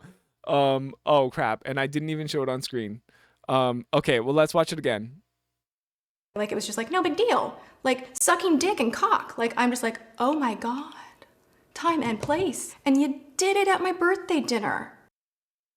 I can't believe that. What is this true that there was dick sucking going on at Donald Trump's birthday dinner? It's possible. And you know, it is shocking that a man of the moral integrity of Donald Trump would engage in such disgusting behavior. That's right, time and place. And you know, the thing that while his wife was pregnant, is that true? This, you see, I haven't actually dug into any of this information because like I'm not really interested in the drama of it all. But it is really great to point out that the Christian candidate, the person who rallies the far right Christian base in the United States, and by extension, unfortunately, all of North America, is Donald Trump. But somehow they're willing to look the other way for this. You might be confusing it with someone else. Honestly, it doesn't matter because what they are charging him on is misappropriation of election funds. And that is because his lawyer, Michael Cohen, paid off Stormy Daniels, and by extension, you know, Trump is reimbursed Michael Cohen for paying off Stormy Daniels. So there's just this like movement of money that is a misappropriation of election funds. So that's what they'll never talk about. They never mention that fact. But yes, it is illegal to do that. So people are worried that Trump's base will do another January 6th, to which I say, let them do another January 6th because they all looked like idiots. And if the original announcement where he was trying to get people to rally in New York is an indication, we're not going to see another January 6th because Trump's base has actually stopped falling for this grift where they're like, hey, we're going to get really mad and we're going to do illegal things at the behest of Donald Trump. But don't worry, Donald Trump is going to come and bail us out. They've actually stopped believing Donald Trump that he's going to help them in any substantial way. The money for Donald Trump only flows one way, and that's towards Trump and his family. It never flows back to his supporters, and he never bails them out when they're in hot water. So it's I think even his most ardent supporters have caught on to this. The last takeaway from this too is that it might actually, I guess I already mentioned this, but it might open those floodgates. There was a lot of different jurisdictions who were kind of like circling around Donald Trump, but none of them really wanted to take the risk of pressing charges against him. But now that this kind of precedent has been set, and New York has decided to go ahead with this indictment, we might see other levels of government, and we're hoping at the federal level, press some charges against him. The conservative reactions have been interesting. Ron DeSantis is kind of particularly of note here, saying some silly things, as Ron DeSantis is probably known to do. So this is Mary L. Trump, who I believe is like, I don't know, something about, obviously related to the Trump family. I forget if she's like niece or something of Donald Trump, but she's quote tweeting Ron here saying the weaponization of the legal system to advance a political agenda turns the rule of law on its head. So again, as I've already said, the legal system is already weaponized for political agendas. The whole legal system itself, you could say, is a political agenda to uphold law and order, because that makes for a stronger society. In the past, law and order has not applied equally for everyone. So the only real shocking thing here is that somebody who held a lot of power and has a lot of money is actually being accountable. That's the only real takeaway from this. It's un-American. And in this sense, he's correct. It is un-American to hold powerful, rich people accountable.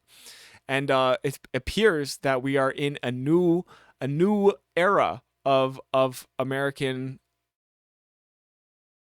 distribution of, I don't know, consequences.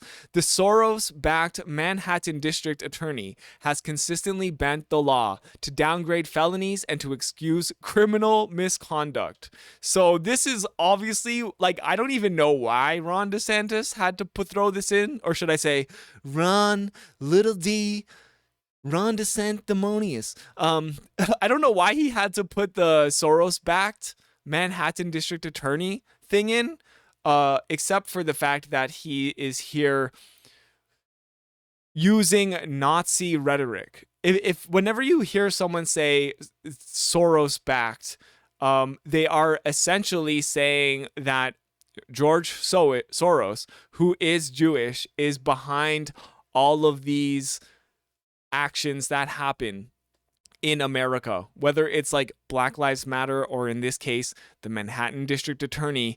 When people say Soros, they are using Nazi rhetoric by saying that the one, famous left-leaning billionaire, and I mean, let's face it, no billionaires are left-leaning, but George Soros is like a bit of a liberal, sure, is responsible for people facing the consequences of their own actions. That is Nazi conspiracy. Let's be real. So Ron DeSantis obviously virtue signaling to Donald Trump's base by doing this. Florida will not assist in extradition requests given the questionable circumstances at issue with the Soros. Okay, again, Jesus, do you really need to do? You've got Twitter Blue or whatever, right? So you get a longer tweet and you're using that longer tweet to say the same thing again. Soros-backed Manhattan prosecutor and his political agenda. This is why Twitter is better when you only have 280 characters. Is because people are not very good at speaking concisely. Ron DeSantis actually is supposed to be good at that, but in this case, he's got 2 paragraphs that are essentially saying the same thing, and it's like you could have actually kept this to the size of a normal tweet. So Ronald Trump Jr.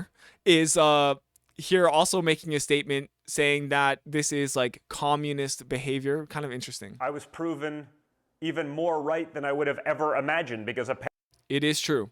He is more right than any of us could have ever imagined. More right-leaning, more Nazi-leaning even. Apparently, And can we just say that look at this tan? Look at this goddamn man tan. Soros-backed Manhattan District Attorney Alvin Bragg. Okay, again. Do we how?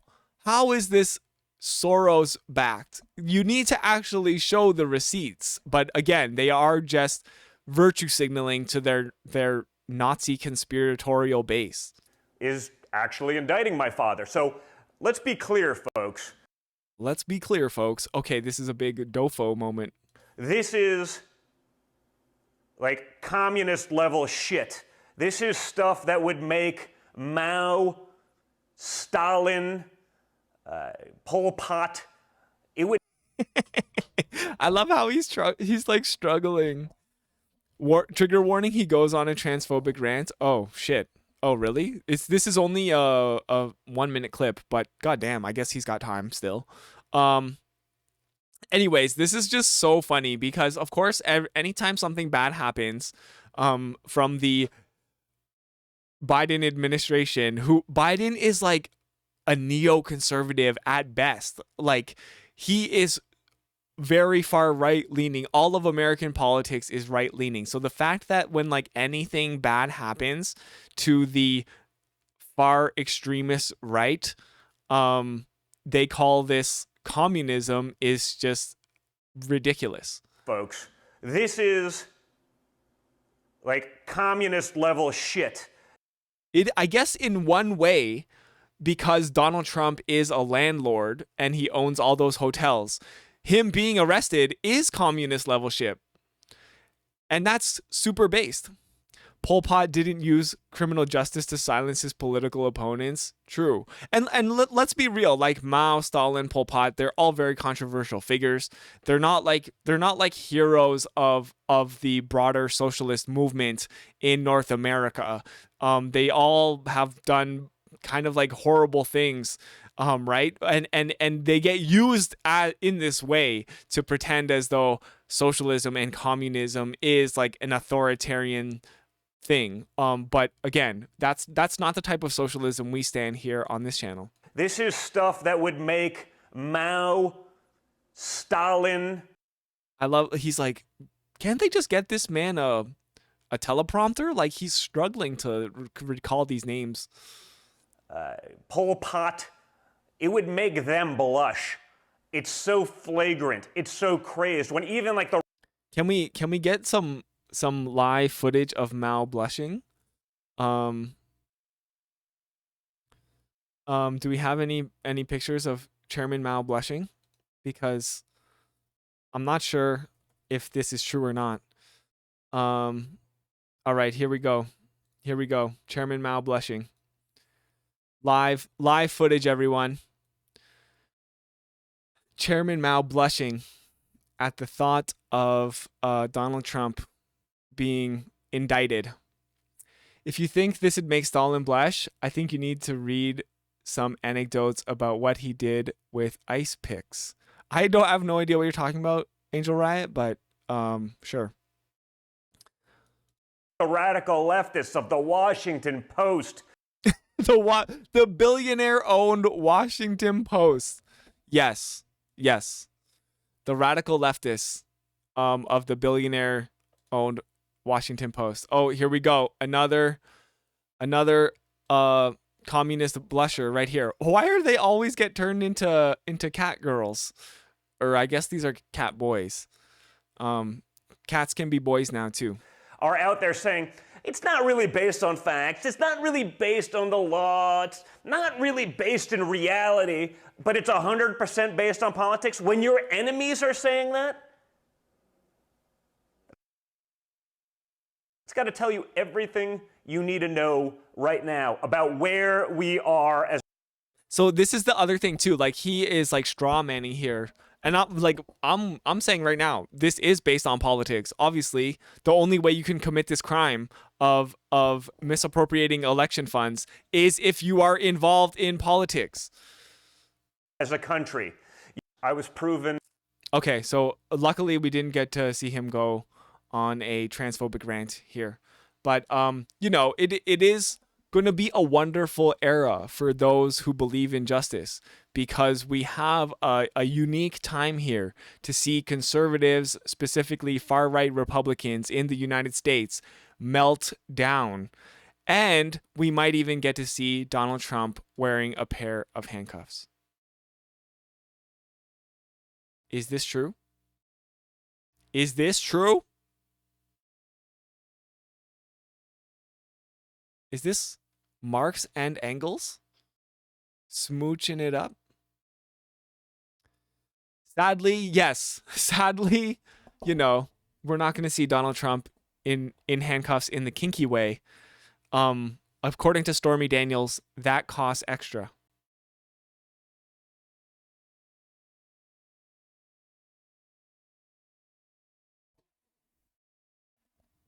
I feel like that was a good joke to end the segment on.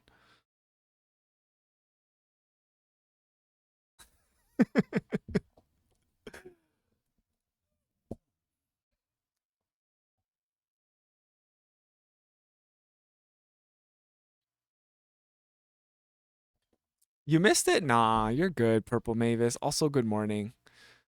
There's nothing to miss, because this will get posted on YouTube probably tonight.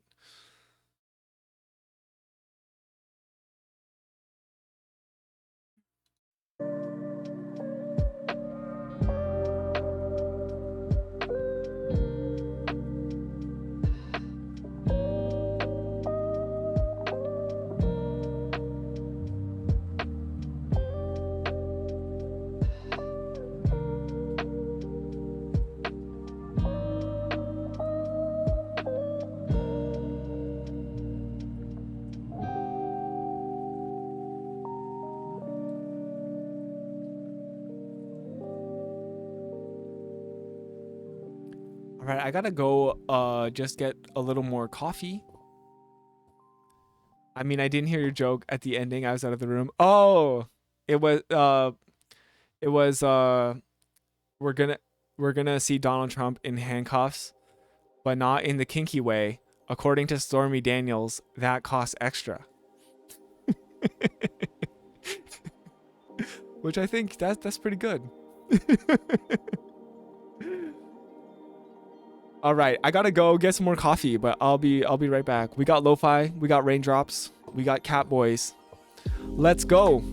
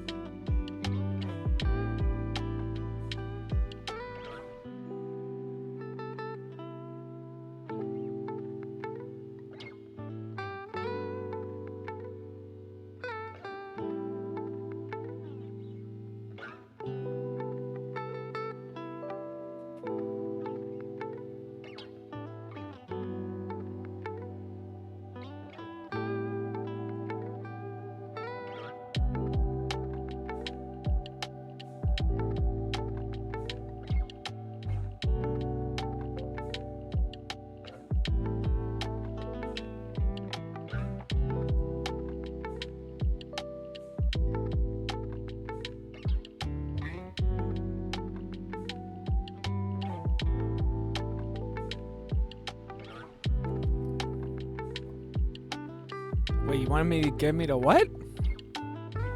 Nya. That? What kind of nya are you looking for?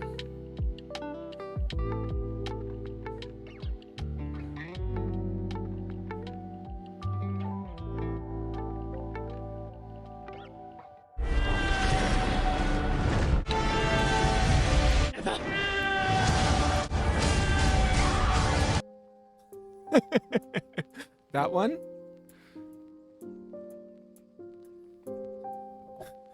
That's the only iconic nya that I am aware of, you know? Yes, ideal nya. I mean, even more ideal is it's J.K. Rowling falling down the cliff or whatever and nyaing.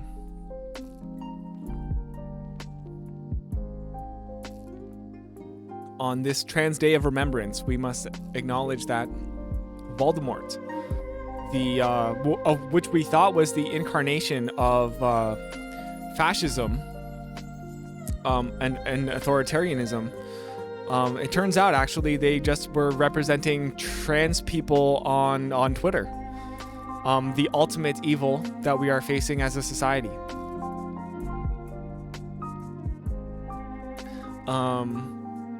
And so we must remember that when you Horcrux yourself into 7 different bespoke objects in order to try to take over the wizarding world, that's basically the same as being trans. You knew I was gonna say some shit about this? Really? I mean, you can't bring up Harry Potter anymore. Like, the first thing I think about when I think of Harry Potter is J.K. Rowling being like a human piece of garbage. Cis people must nya for the transgenders. This is true. This is true.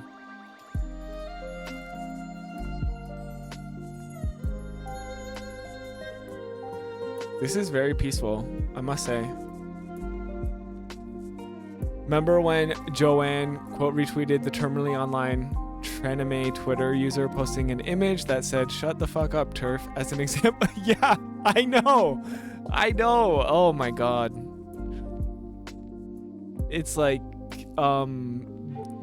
you know, but J.K. Rowling, to J.K. Rowling's defense, she's not a TERF because she's not a feminist. You know, she's just a cunt. A conservative cunt. Oh yeah, it was this. All right, we can add this to our collage here. You know, let's go.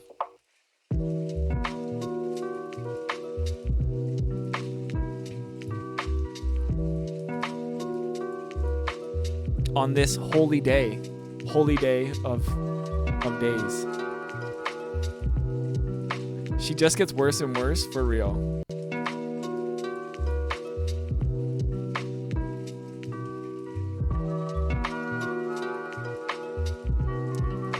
This has been a really fun stream so far.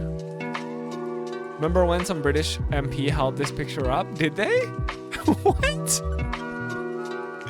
What?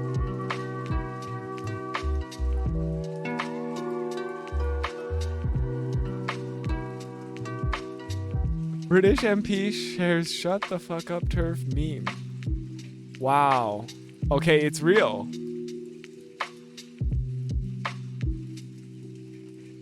It's real. Look at it.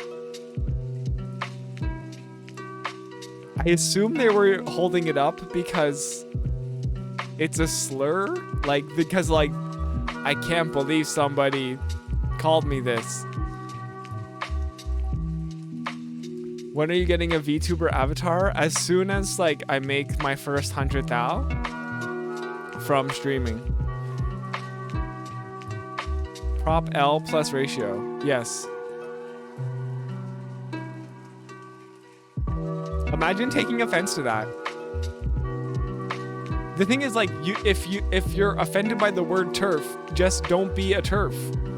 It's like when people are like, I can't believe racists are doing this, and then somebody takes offense. It's like, yes, that puts you in the camp of the racists. Just don't, all you have to do is not be in that camp. Aw, shit. Get out of here. Is it time? I don't know if we have time today, but I will live up to the request.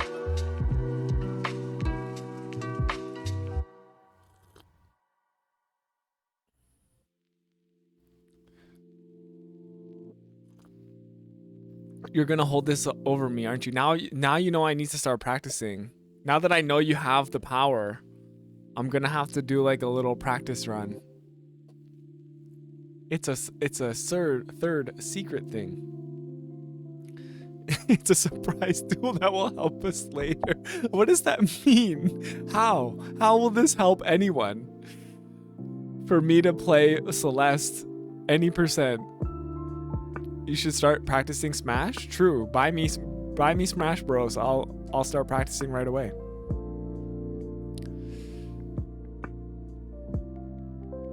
It's like $150 to get like all the characters. It's like crazy.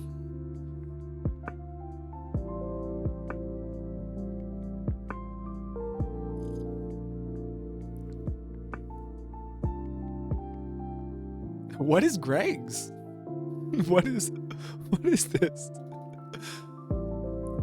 Got called racist in Greg's earlier, lads. Tell us what happened, lad. I got called racist in Greg's. Yeah, but why?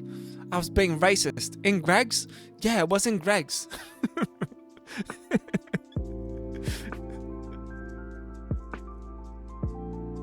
Oh, damn. Here we go. Gonna post a Trans Day of Visibility infographic so everyone thinks I'm cis. This is true. This is true.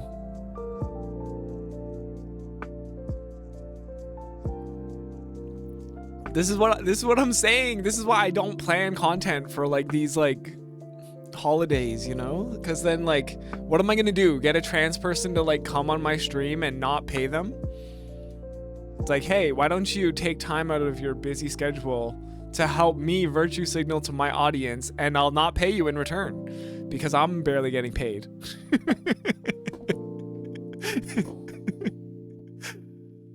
You know?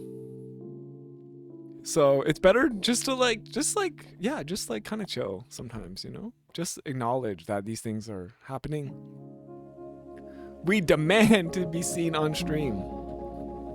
I mean, if you want, like literally, I'll probably like bring anyone on.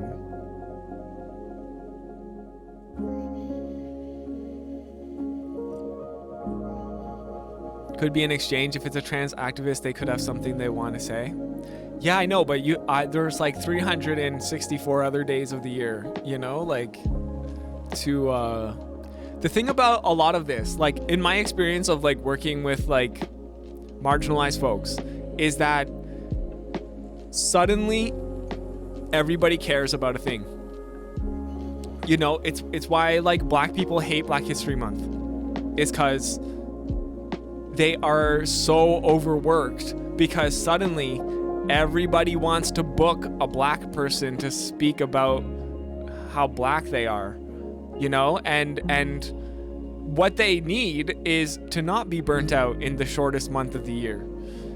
What they need is steady income throughout the entire year, and not to just get those speaking engagements during 1 month of the year. It's also why Indigenous folks feel burnt out on Truth and Reconciliation Day, because it's a lot of emotional labor just to confine down all on one day. And it's like, we need to spread out our advocacy 365 days of the year, you know?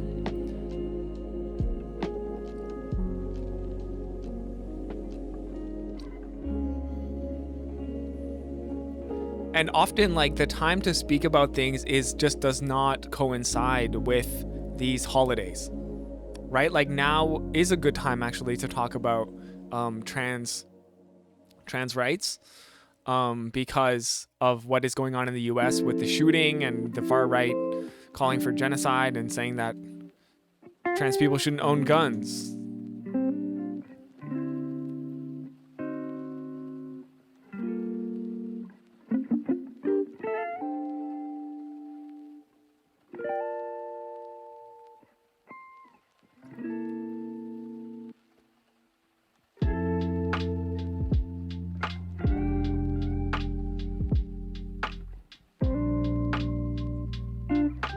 As a transgender activist, I wish to say, kill everyone now. Condone first-degree murder. Advocate cannibalism. Eat shit. Okay, you know what? I changed my mind. We do need to have transgender activists on the show on this holy of days. Holiest of days. Being trans in this specific cultural moment is so fucking exhausting, and I'm getting sick of pretending to be domestic about it. Why be domestic when you can be a domestic terrorist? Am I right?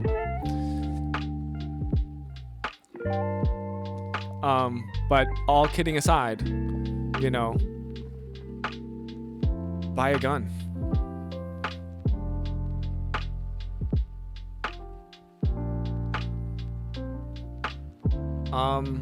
I guess the thing, when you tell trans people to buy guns, you have to make sure to say if you're in good mental health.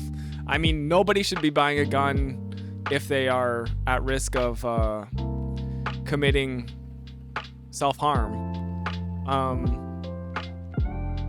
But yes, like in this moment, I think if I ever do have a stream hangout, it's gonna be at the Peterborough gun range, because I honestly feel like that is the thing that scares the shit out of conservatives the most, is like gay people with guns. And I assume some gay people would show up.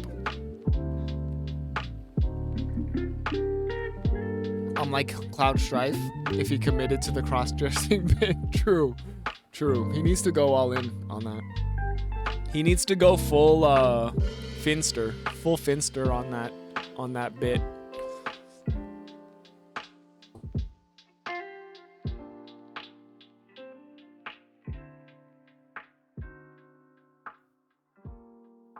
All right.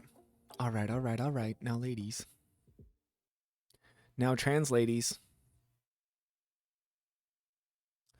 What else are we talking about today? Oh yeah. We should talk about the Wet'suwet'en. Chaser Danny moment, nah.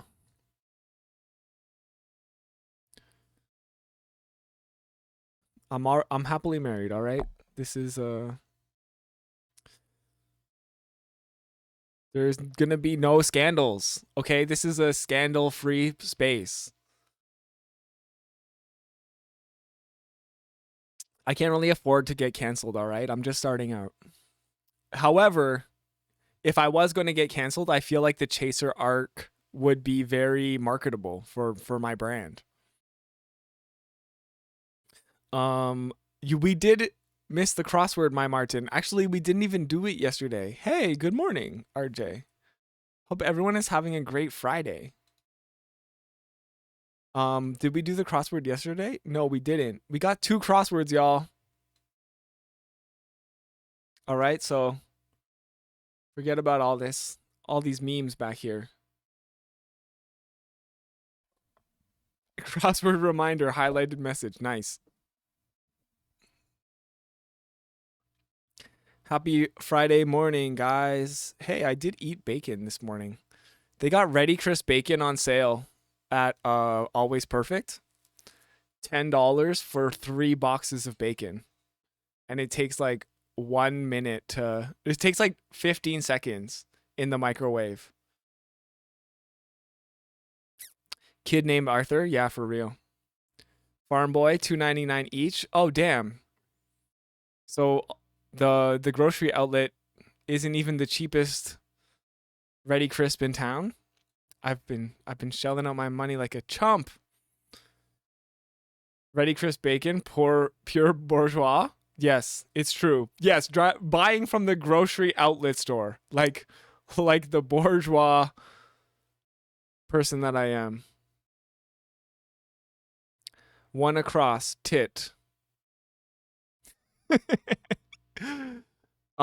Sorry, no questions in chat.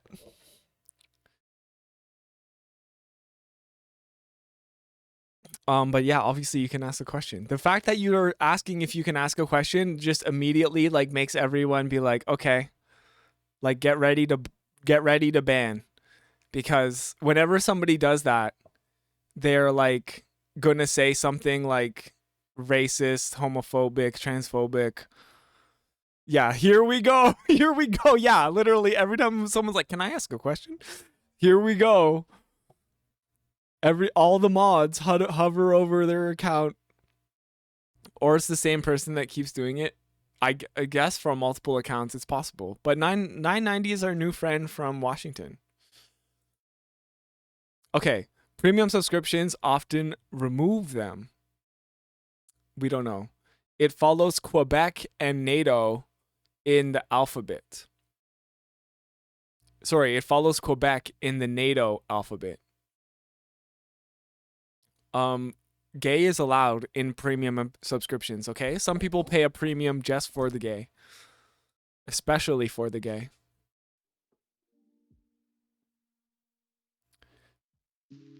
Washington State or DC? Washington State.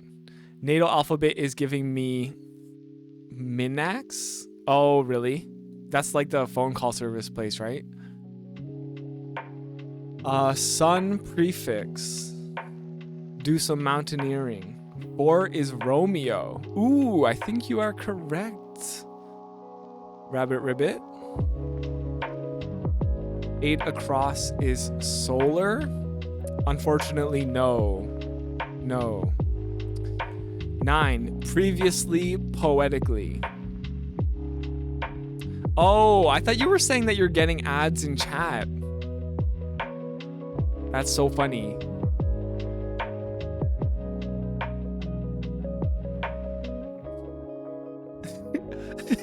$9.90. What kind of questions are these?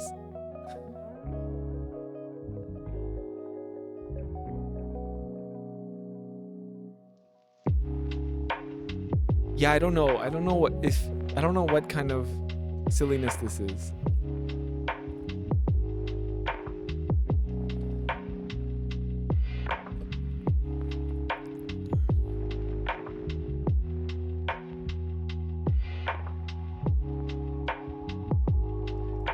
Yeah. 3 down starts with the S. That is true. And SM even. Do some mountaineering is climb. Wow, we're doing this very systematically. Say cheese is smile. Kuwaiti leader. Wind in a pit.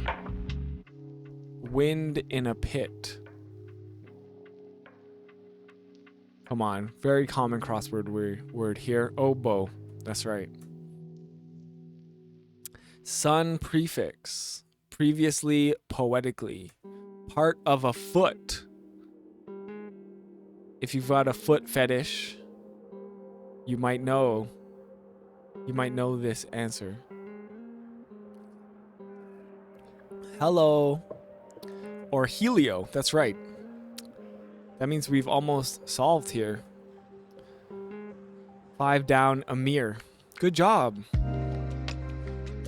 Yes, sun prefix is helio, like heliocentric.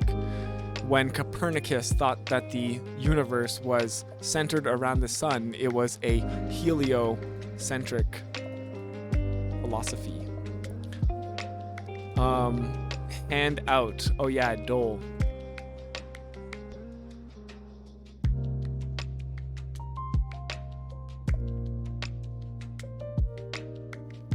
Yes, call the guys in white coats. 900. Yes. Was it hard? I guess. How are you texting this from a straitjacket? Is the real question. Puzzles. Okay, we got today's puzzle, the hardest one of the week. Family Feud option.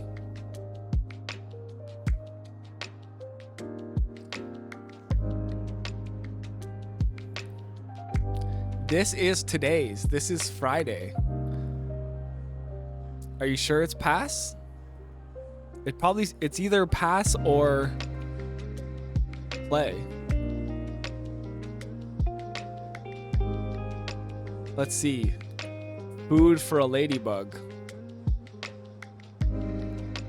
Bob or weave.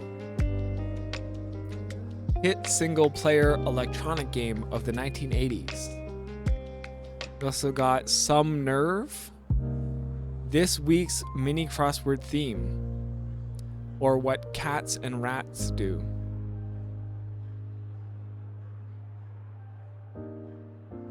They're not as heavy as stones.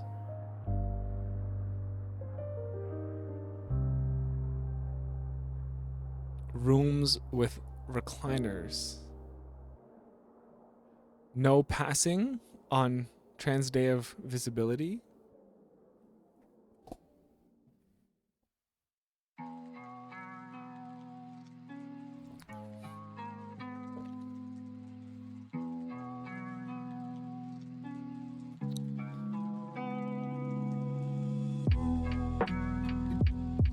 Chops in a kitchen starts with P.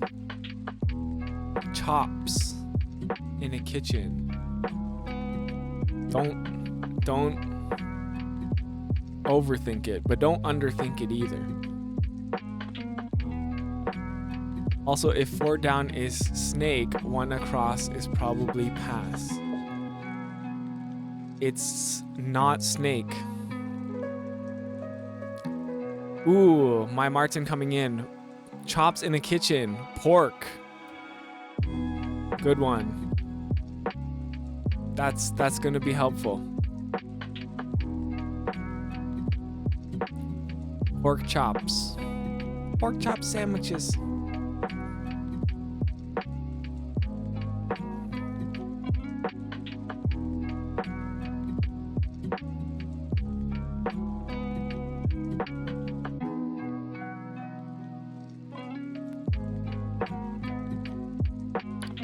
Your use of and or in this case is offensive to me, 990.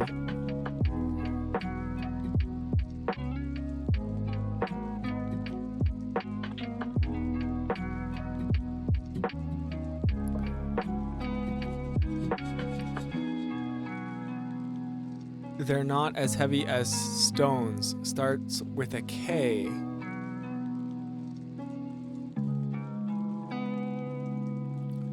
Rooms with recliners. Knife? No. Kilos. Yeah, there you go. Kilos.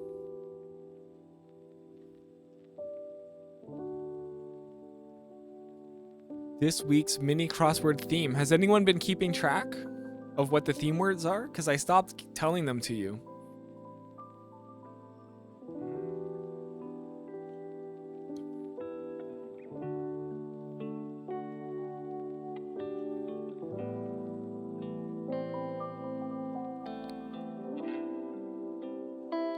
Word with pool or pit. Some nerve. Starts with a O.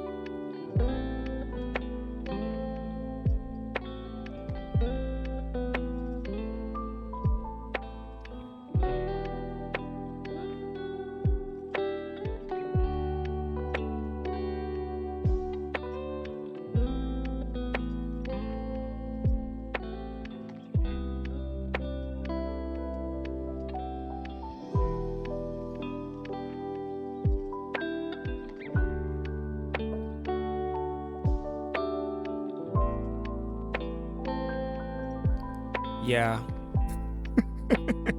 They're clearly a troll. They're trying way too hard to be a troll.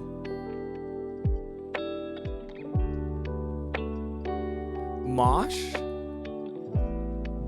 for 6 down. Word with pool or pit.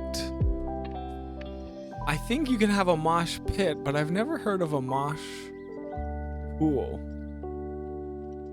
A very wordy troll. Yeah, they're trying to just like pretend like they're a curious cat but they're just like the last straw for me was like Nazis and or communists. I'm just curious about history. It's like, okay, whoever's doing this now must like clearly know that we're like a left-leaning community and they're trying to low-key like call us Nazis, you know? 5 across optic. Oh, did they just create their profile yesterday? Yeah, that makes sense. That makes sense.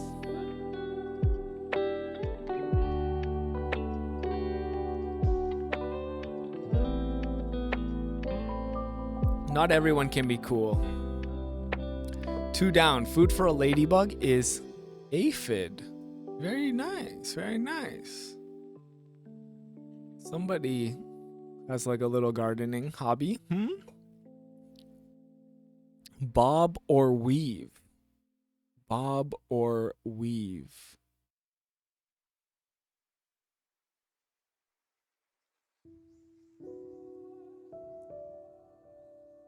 Hit single player electronic game of the 1980s. Okay, we also know, we know that this is pass now.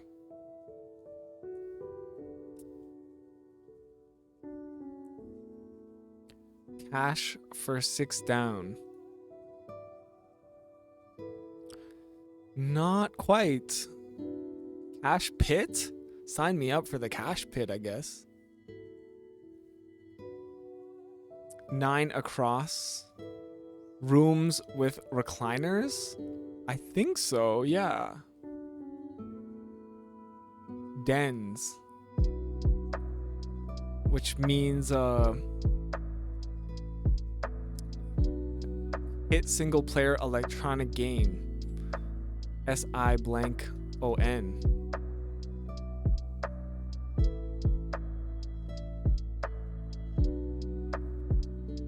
A dentist?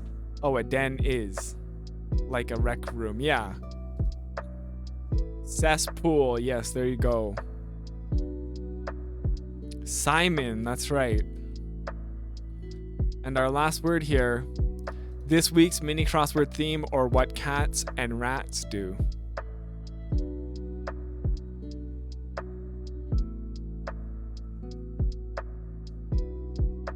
Rhyme. That's right. We done it. Den is a room. You learn something. Yeah, some people call like their family room like the den, or the TV room.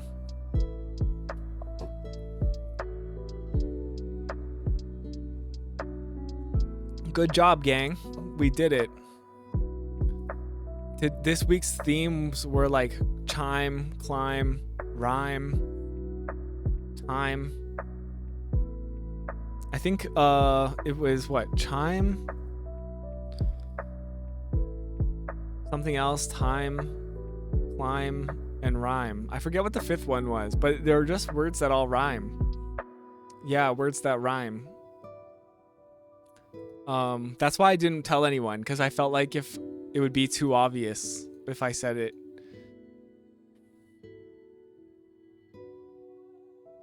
And also, you know, you like in the future too, I think you have to keep track of the theme yourself. I'm gonna stop giving it away.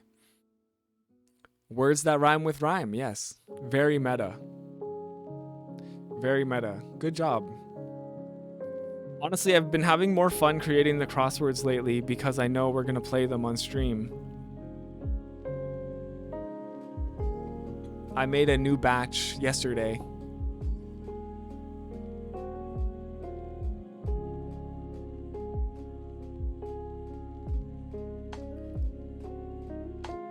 Okay. Are they getting more challenging? I think it depends week to week. Sometimes they're hard, sometimes they're slow.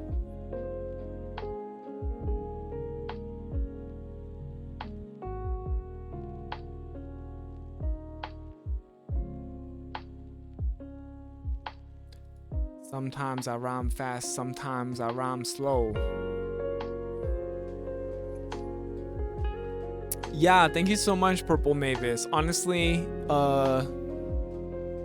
it is a nice way to honor him, like, all the time, you know? Like, I owe him, in a way, I owe him, like, a lot, because creating crosswords every day was kind of the thing that turned me on to, like, creating content every day and, like, getting down a system of content flow. And then obviously now that has, like, translated into, like, streaming and putting stuff on YouTube. It's like, oh, I've kind of, like, used the process that my dad kind of, like, left me with in order to apply it to, like, what I want to do with my life, you know? So it's kind of great. You might have to upgrade us to a bigger puzzle. Chat is on fire. Yeah. The minis are just easy though.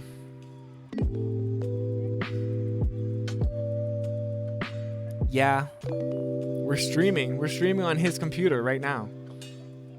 He left me this computer as part of his business for the puzzles. And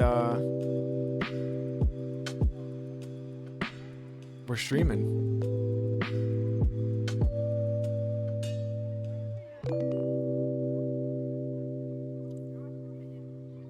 So, you know what? He would love this too. He should have been a streamer if he was born in a different generation. He's basically just a guy who, he was definitely like a champion of the little guy. One of the most famous stories about my dad. Now this is like the year before he died too. Like this was him even later on in life. He did the graphic design work for a coffee shop that was in his office. And my dad, of course, like, just like me, I guess. Oh my God, I'm realizing how much I'm like my dad. Drank a lot of coffee, so he thought there was this, you know, I think they're like an Indian family, new to Canada, and they had this coffee shop in the building where he had his office in Mississauga. And so he did the graphic design work for them, and he didn't like charge them, but he was just like, he made a mock-up of what he wanted to do for them, and he showed it to them, and he's like, you know, just do this, and like every time, you know, give me some coffee every so often, like just like because he comes into the office every morning. So he did that, and then Starbucks opens up across the street, and they have the audacity to stand outside of the Ma Pa coffee shop and give free samples of Starbucks coffee, trying to get the customers away from the independently owned Ma Pa coffee shop. So my dad goes up to the person who's giving out free samples, and he starts talking to them. He finds out that like they're the manager of the Starbucks, and he like flips the whole tray of like sample coffees. And I mean, it's not very nice, but that was the type of person my dad kind of was. Like, he would do stupid things sometimes, but in defense of like the little man. And then so later on, this is the wacky life he was living. Later on, he was smoking weed in the park next to his office. And his friend who's like, his friend who he's smoking weed with, he's like, yo, you know the cops are looking for you, right? And my dad is just like, what? No way. And he's like, yeah, they're looking for you because like I mean, he didn't really assault anyone, but I mean, it's not, you can't like put your hands on people or their belongings, obviously, right? So my dad went and talked to the cops, and the cops were basically like, yeah, yeah, the cops ended up going back to Starbucks and being like, yeah, you can't solicit your stuff like that outside of locally owned stuff. Like they basically, even though my dad was probably like legally in the wrong, the cops were like, they realized what was going on, and they were like, yeah, that's pretty like ruthless to go and do something like that. So they actually even went back to Starbucks and told them like, yeah, you're kind of like horrible people. So like, what were you doing? So yeah, I don't know. Just like, that's the type of shenanigans my dad would get into.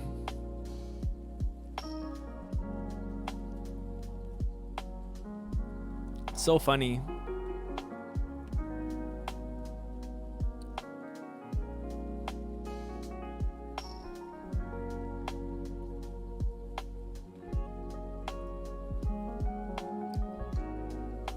And like, if you look at his Twitter too, it's like, I don't know. I definitely inherited way too much from him. He's like talking shit about like Bonnie Crombie, the mayor of Mississauga. He's like tag the Mississauga police in his tweets and being like, well, breaking news, police do their job. I don't know. It's so funny.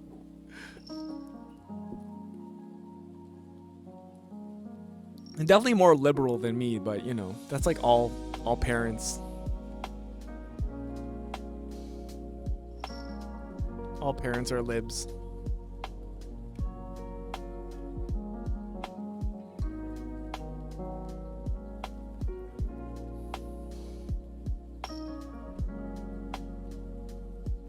Slowly turning your dad into a tanky? Is that good? I thought tanky is the pejorative.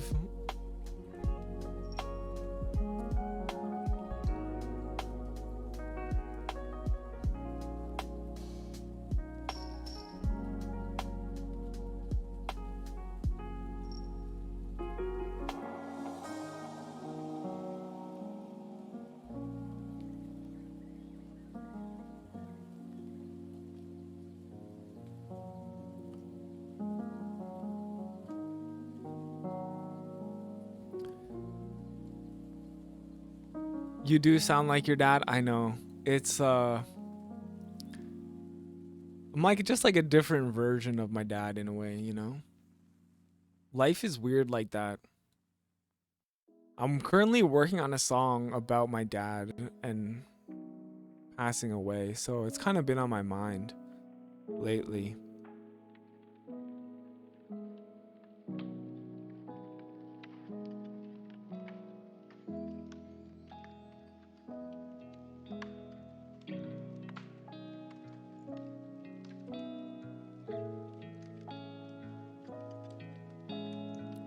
I wish I met him. I feel like you would get along with him, Robert.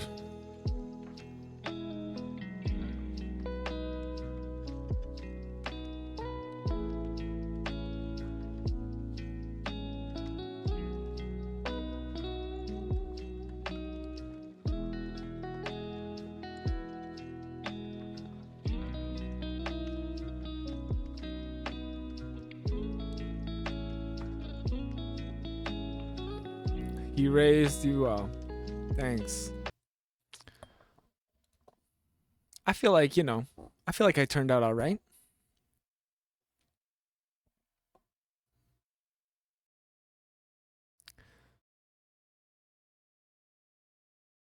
Aw, y'all making me blush. Making me blush. Like Chairman Mao when Donald Trump got arrested. Sorry, indicted.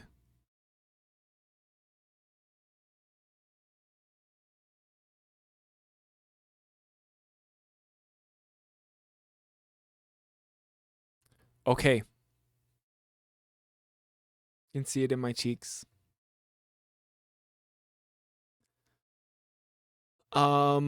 We need to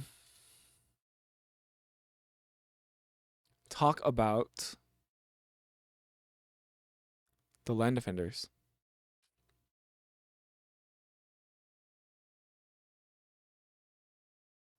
There is...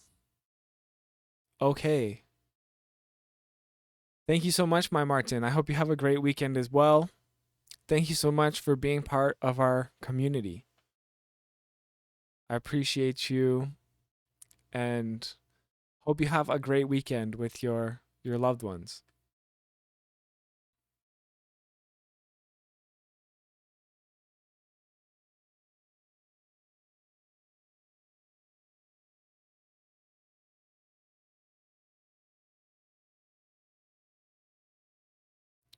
Antifa Squirrel, I didn't even see your message. I didn't even see your message about banning that person. I guess we just all had the same instinct at the same time. But yeah, thank you so much to my Martin and Antifa Squirrel for keeping the community safe. And to all the mods. The thing is, right, when like someone's being like annoying in chat, it's not fun for anyone. So sometimes being annoying is just enough of a reason to just like get someone out, you know, because it's like there's only like limited time to do this stuff. Why spend it with like some annoying person in chat?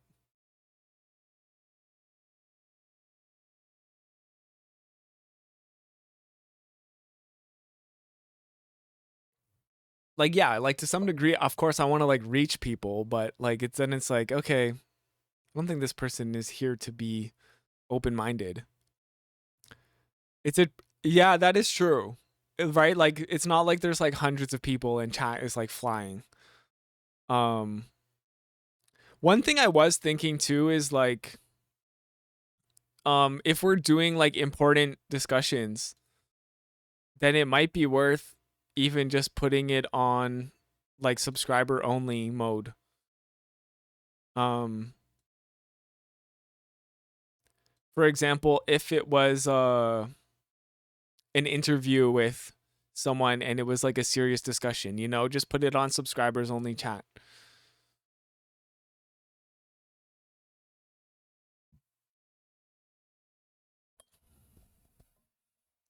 Yeah. Because it kind of just, it means like, okay, well, if you're willing to like give money, then you're probably not going to be a troll. And if you are, then we'll happily take your money, I guess. Like if you're going to that extent. Or what we can do too is followers. The thing is, I want followers only. It'd be nice if there was a way to just filter them out better. Subscribers only, emotes only. Slow mode. Okay, slow mode. I know a lot of people use slow mode. But I guess that's probably if you have more people. All right. Well, thank you so much, mods, because I feel like it's important to like talk about this. It already is on followers only. The thing is like anyone can follow and then chat, right? So, which is good because you get new people. You can set a minimum amount of time someone has to be a following in follower only mode, right? Yeah, you can. But then I don't like that because like if you're new and curious, then you're probably not going to wait like 24 hours to like come back, you know?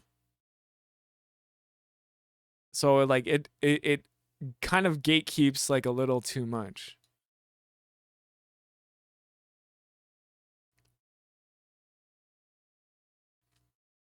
I'm thinking this case, just booting the clowns might be the best solution. Yeah, I know. Reconsider it if it becomes a bigger problem. Yeah. Like if I had hundreds of people, maybe I wouldn't be so worried about someone having to wait 24 hours either, right? But since we're trying to grow the community, then you know, even one engaged person can be quite presence in chat.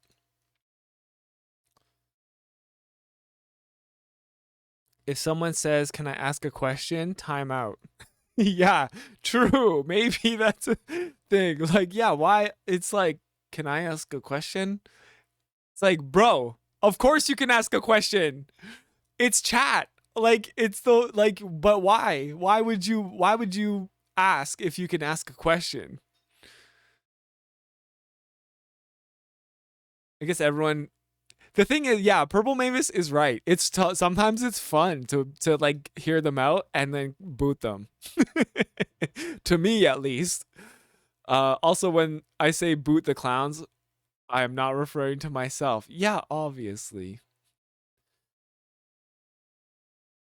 I don't know, RJ. Would you like to ask a question? Ask us a question. I dare you. I double dare you, motherfucker. Ask us a question.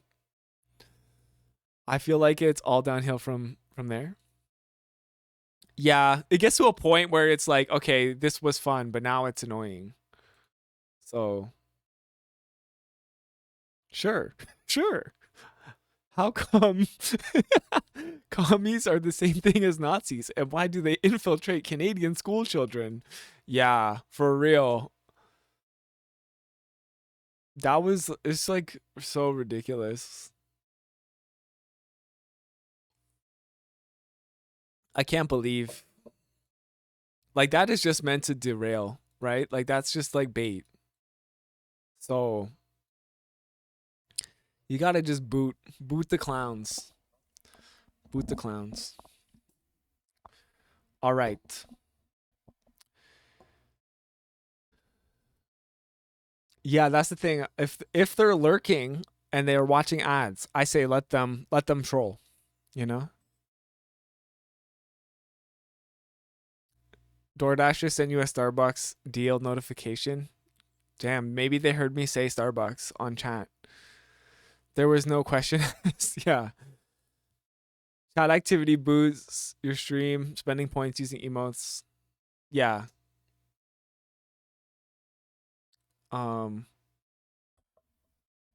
Sometimes playing with the trolls can be really good entertainment, but it takes a bit of finesse. Yeah, I know.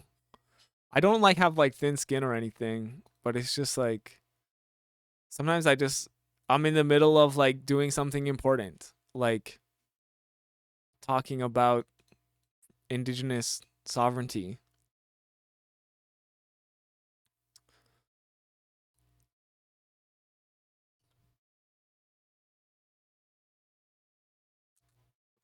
I think that's us too.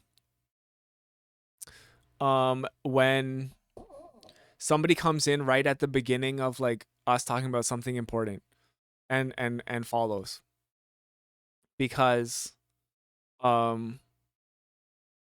feel like it's somebody who's been lurking and then suddenly they follow and they're about to derail. The Johto, Pokemon Johto.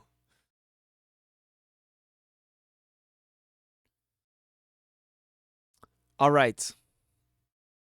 The RCMP has arrested 5 land defenders on Wet'suwet'en territory as coastal gas link construction continues.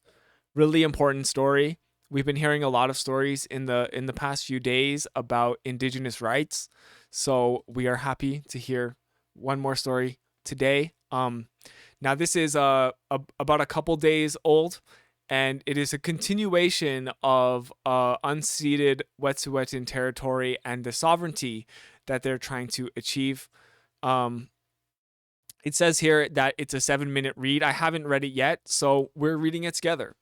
The mood was somber at a Wet'suwet'en camp and village site near the confluence of Selk'Kwe, Lamprey Creek, and Wedson Kwa, Morris River, in the early afternoon on March 29th.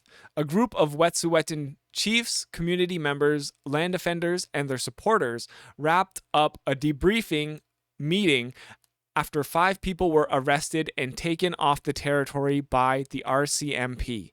Then someone cracked a joke and the mood lightened. It must annoy them to hear us laughing. Denise, hereditary chief, Namox chuckled. That morning, land defenders at the camp watched as a convoy of RCMP vehicles pulled up outside the fenced-off area, according to community members. More than a dozen officers filed through the gates and said they were there to conduct a search under a warrant issued by the BC courts. Land defenders told the Narwhal. So, of course, this is like really frustrating because this is actually the reason why I revoked my NDP membership, because I saw the government in BC, which is a NDP government, engaged in this type of neo-colonialism. And I thought to myself, well, if the NDP is going to do that, then what is the point of even trying to distinguish between them and the conservatives or the liberals? So I once upon a time gave $5 to the NDP, and a week later, the RCMP, under the authority of British Columbia, and at the behest of Coastal GasLink, removed Wet'suwet'en land defenders off their own land. And Jagmeet didn't say anything about it. Yeah, that is the thing, is that nobody said anything about it from the NDP. Like if I was Jagmeet Singh, who is also from British Columbia, or at least their riding is in British Columbia, I would just, you know what I would do? I would go to Wet'suwet'en and I would talk to the land defenders and the media. And I would bring so much attention to that issue and say that the NDP as a brand does not condone that behavior. But there was nothing. There was no pushback from the NDP. It was really disappointing. I'm going to ask everyone to leave the area so we can conduct a safe search, an officer said, according to video footage shared with the Narwhal. Anyone who refuses to leave the area will be arrested for obstruction, he added, handing out copies of the warrant. I'm not going to tell you guys 17 times that you need to leave. Of course, staying silent is not an accident. It's on brand. And that's why I never donated again. Can't be a major party without having a I heart colonialism as a policy. Yeah, sadly. So, since this is unceded territory, why would you listen to somebody even if they told you 17 times that you need to leave? Maybe it's actually the RCMP and the courts of British Columbia that need to leave. And I'm sure they've been told more than 17 times. We need to talk to our lawyer, one land defender interrupted. No, that's not how it works, the officer replied. The land defender insisted they should be given 15 minutes to talk to their lawyer to confirm the warrant was legit. That seems reasonable. But the officer said police were not equipped to provide any time. What? Sorry, we don't have the equipment to provide time. Okay. You literally just have to do nothing. Staff Sergeant Chris Clark, Senior Media Relations Officer with the RCMP, told the Narwhal there was no obligation to provide access to legal counsel prior to the search. After a few seconds and a brief back and forth exchange, several officers moved in and started the arrests. Among those arrested and taken to the Houston, BC RCMP detachment was Jossie Alec, daughter of hereditary Chief Woos. Several hours later, after being released, she showed the Narwhal her wrists, marked and bruised from the zip tie handcuffs. She said the arresting officer initially put them on too tight, making her hands go numb. Another land defender said they were punched in the head while on the ground and showed a bruise on their right temple. Watches do provide time, Ribber. This is true. They can tell you the time. Apparently, it's not a prerequisite to be part of the RCMP to be able to tell time.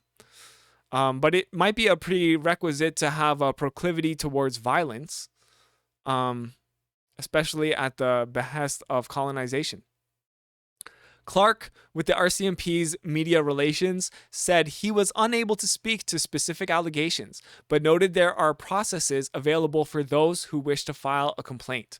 According to an RCMP statement, 4 individuals were arrested for refusing to cooperate with police direction, and 1 for attempting to prevent officers from executing the warrant.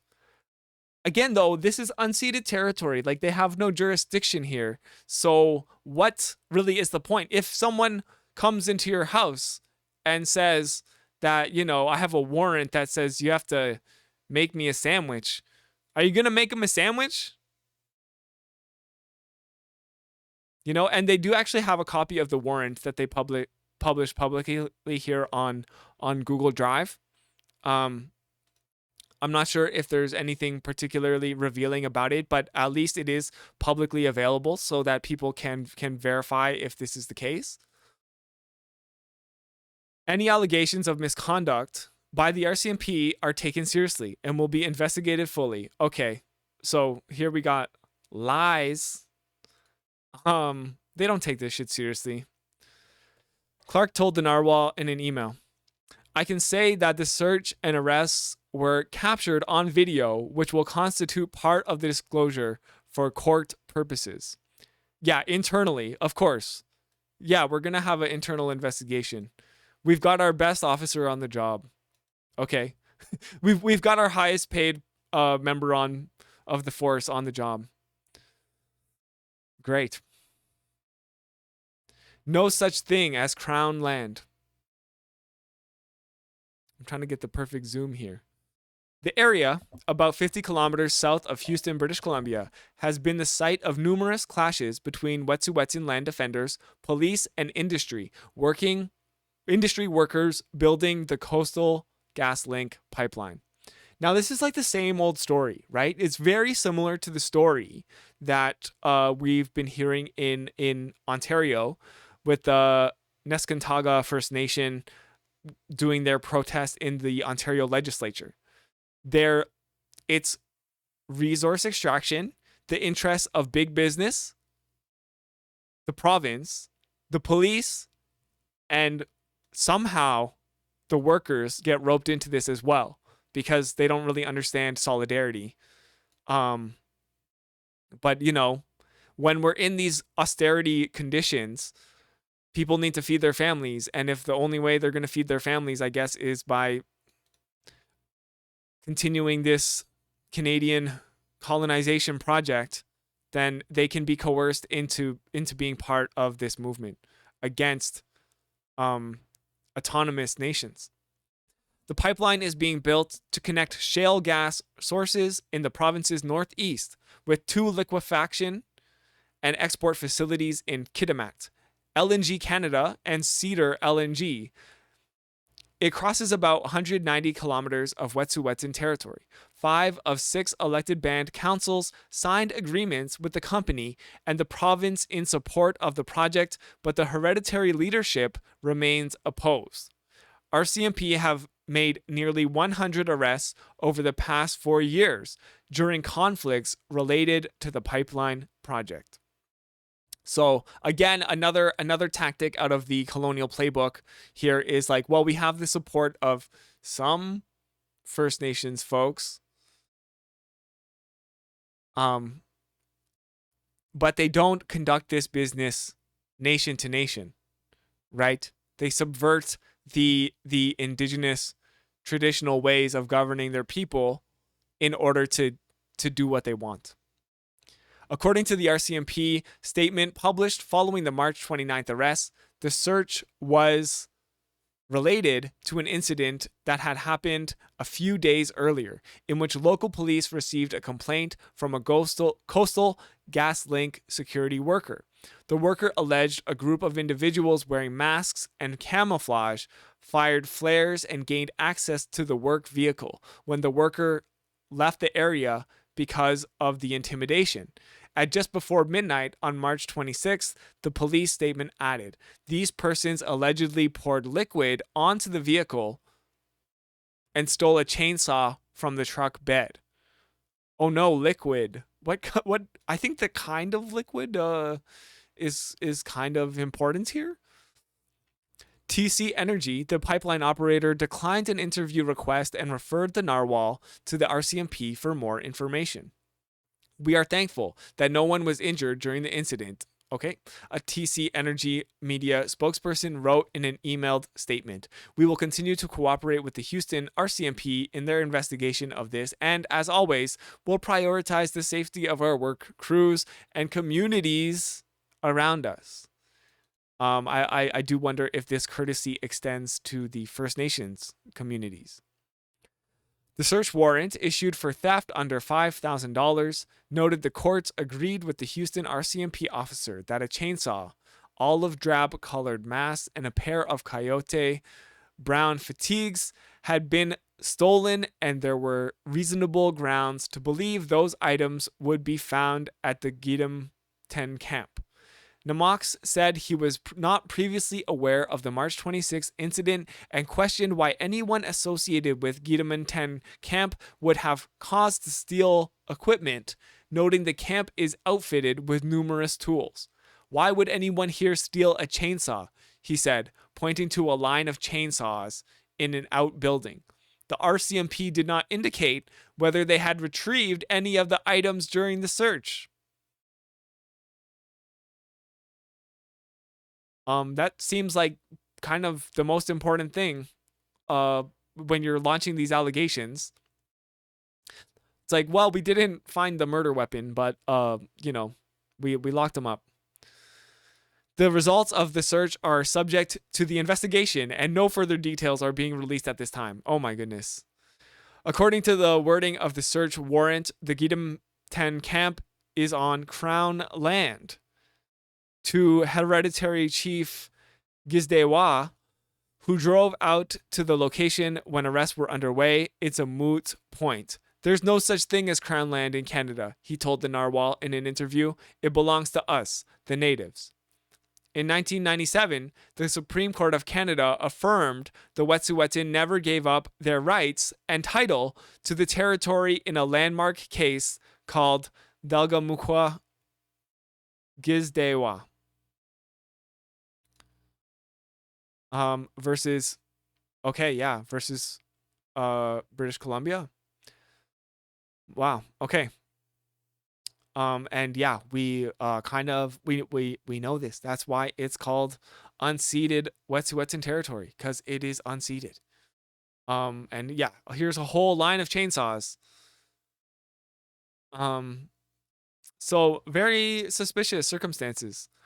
Unlike previous RCMP raids on Wet'suwet'en territory, the enforcing officers were a mix of local police and members of the force's Community Industry Response Group, commonly called CIRG. The CIRG is a special BC unit set up in 2017 to police opposition to industrial projects like Coastal GasLink.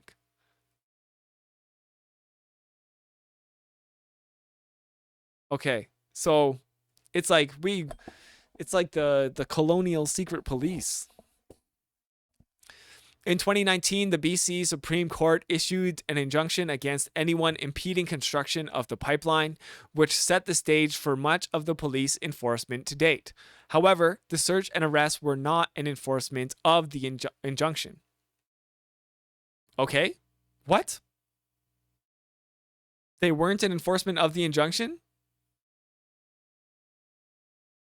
Then what was it? It was really about the theft, the unproven theft.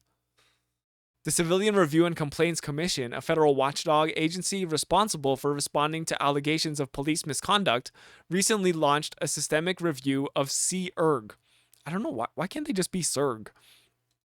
Including an examination of whether its actions are in line with standards and expectations of provincial and federal Indigenous rights legislation. Oh, thank goodness. Don't worry, everyone. We've launched a systemic review. And it turns out, the police are bad and they infringe on the rights of Indigenous peoples. And of course, since we've launched this review of the system, a systemic review, you might expect that the system will change to ensure that these human rights violations will not continue. But somehow that just never seems to be the case. A spokesperson with the RCMP told the CBC the force is working cooperatively with the commission to make sure it has comprehensive access and a fulsome understanding of the CERG's policies, procedures, practices, guidelines, training, and deployments. My goodness. Adam Olsen, a Green Party representative and member of Hartslip First Nation, questioned Mike Farnworth, BC Minister of Public Safety, about the RCMP unit in the Legislative Assembly shortly after the arrests were made. In his question, he referenced a recent government decision to allocate an additional $36 million to the task force.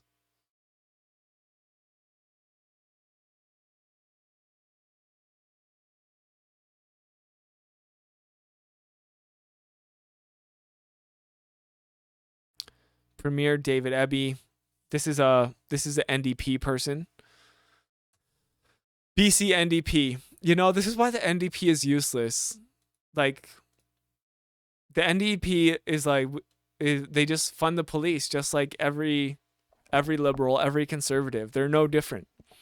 Right now, this crew is rolling. And the minister knows this, on Indigenous people in their own territories as we speak, he said.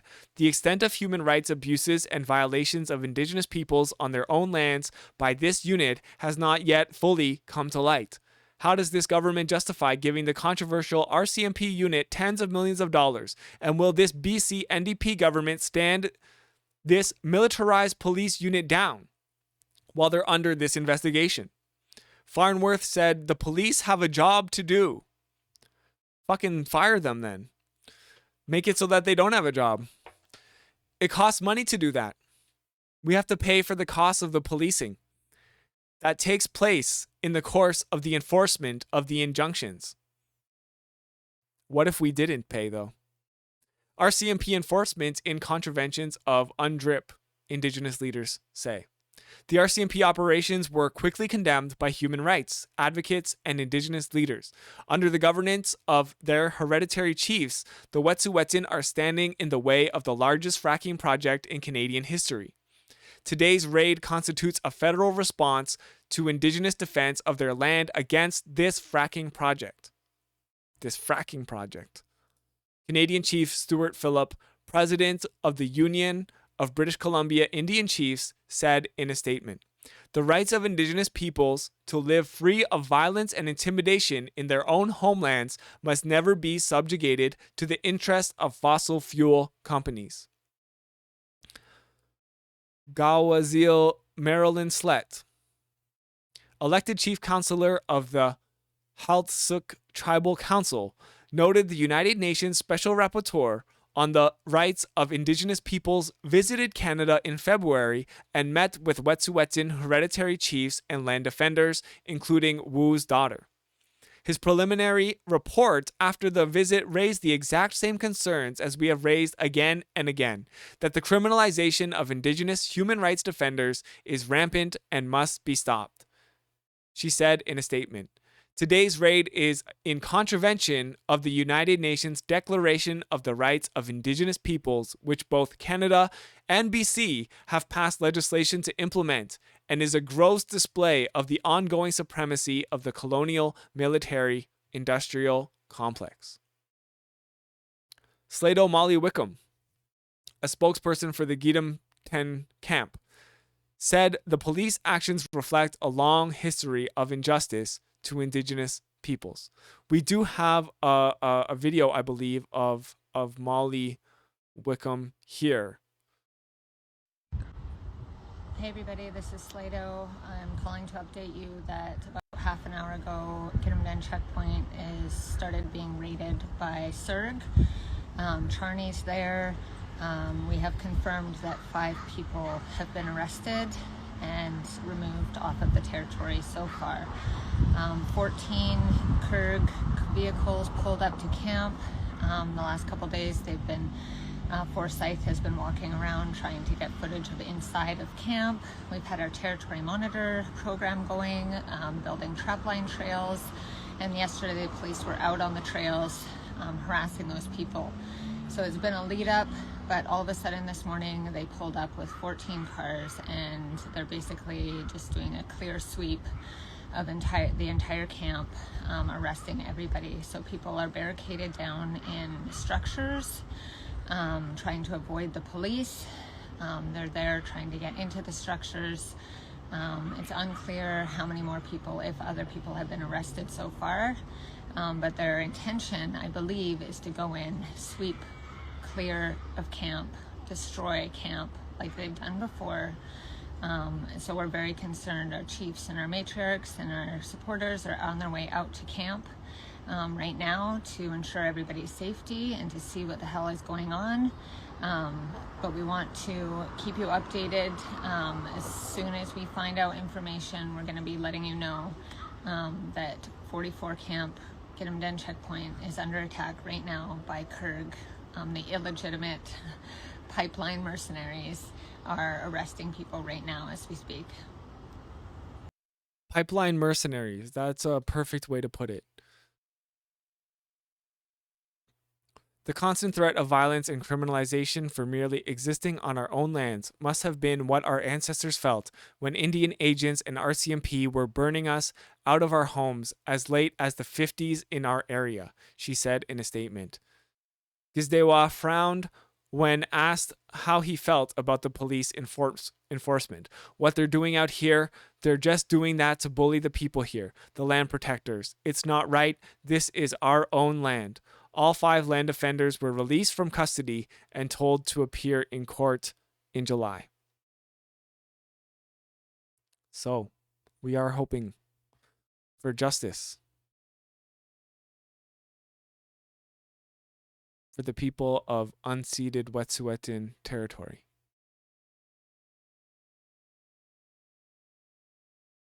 All they have to do is find somewhere else to put their pipeline. Or you know what? Just not even build the pipeline at all.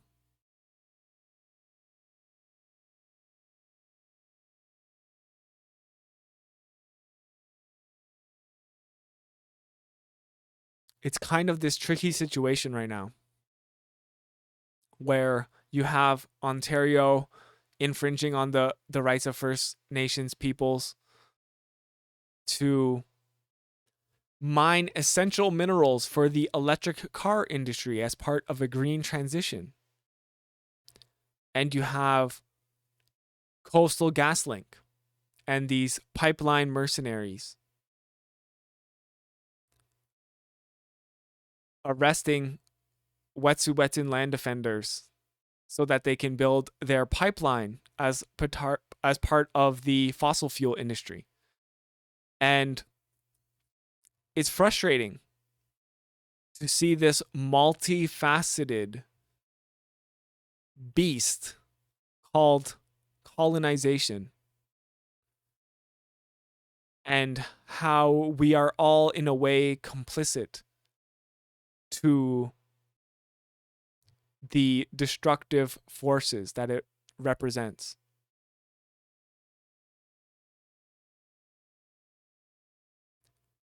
As we are clearly aiming to do, if you've been following anything to do with the United States and Canada and their relationship, it seems like the capitalists in charge have decided that a green transition is the way to go. However, they're using this moral high ground in order to justify neocolonization. It is just once again a reminder that getting cars off the road in favor of public transit is the way to go. It's not simply replacing fossil fuel vehicles with electric vehicles. It's choosing options, choosing infrastructure that actually works for the majority of people and is accessible to them. Not some $40,000 or $60,000 bill of purchasing a new vehicle. Getting cars off the road? Fuck that. Cities are for cars. Peterborough City Council, yeah. I wish, you also just save money. Like, there's less road maintenance when there's less cars.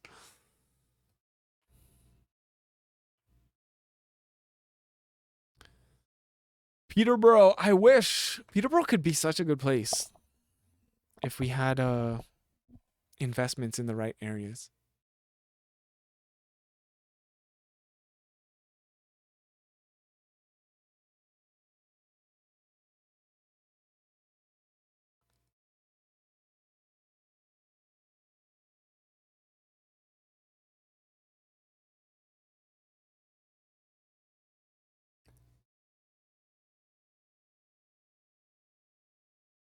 All right.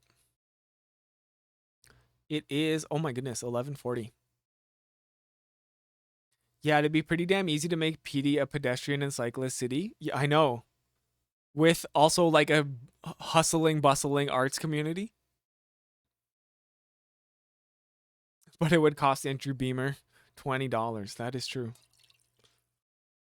Won't somebody think of Andrew Beamer?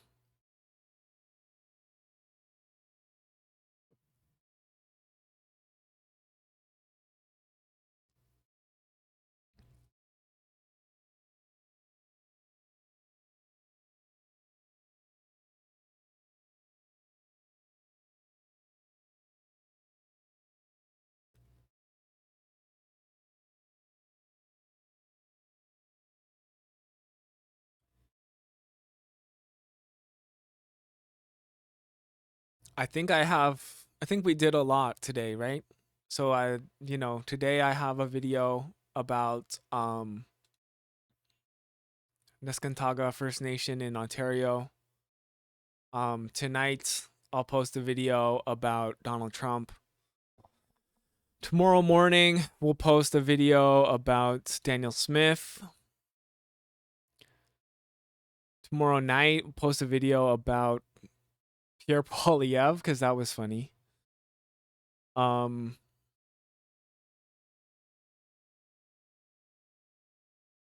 Sunday I can post the video about Wet'suwet'en.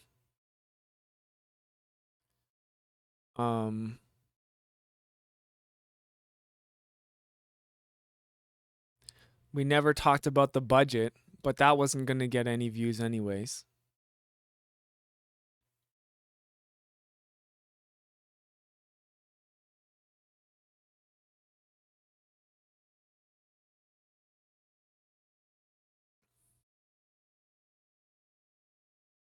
Guess the last thing we kind of could talk about is the Nashville shooting.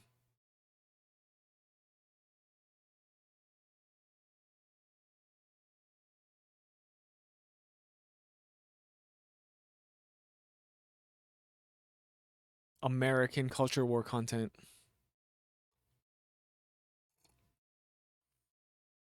That sadly is like surrounding a important issue.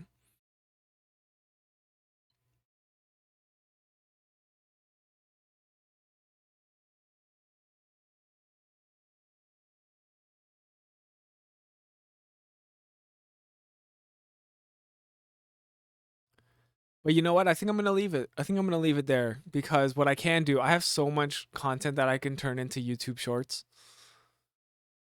And why work hard when you can work smart, right? Why make another 20-minute video when I could make a 1-minute video or 21-minute videos?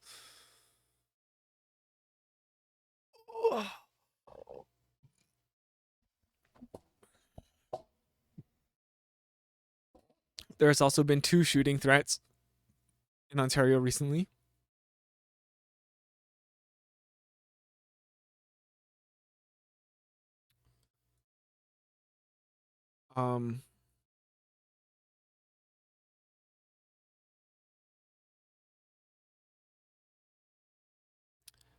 No, I didn't. We're supposed to, but we didn't get to it. I think I should probably go though. Because, well, let's see. Let's see, cuz like I post the VODs to YouTube now. I wonder how they handled the 22 minutes. Let's see, my channel. It's a wonderful day. Stream VODs.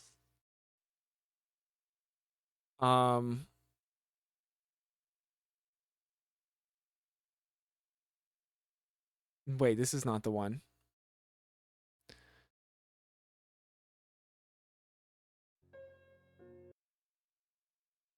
We don't need this menu. Okay. The waffle. Where's 22 minutes? Did we watch it yesterday or the day before? Now in. Okay. This is a. It's okay. It's okay for me. They gave no guarantees about you, Chris. What about China? Did they sign up? I'm kidding. I'm kidding. Ooh. Okay, they let us rebroadcast this on YouTube. All right, should we watch it? Should we do it? Because if we don't do it today, then we'll like never.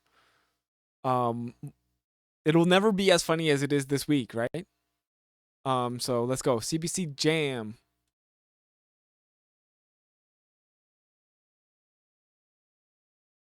Yes, let's go. Season finale and Suzuki. Our boy David. Okay, it's gonna take a moment to load, I think, because I don't know why. Because CBC Jam is slow.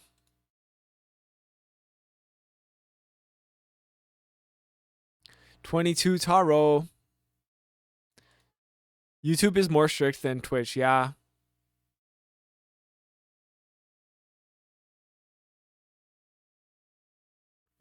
Kind of annoying like that, but whatever.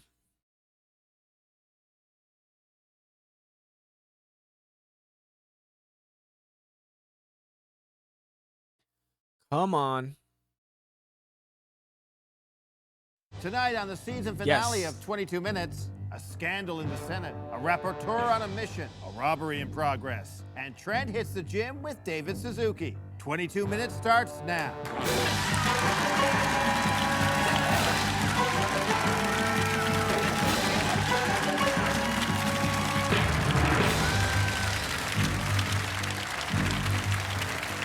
Welcome to our season finale, everyone.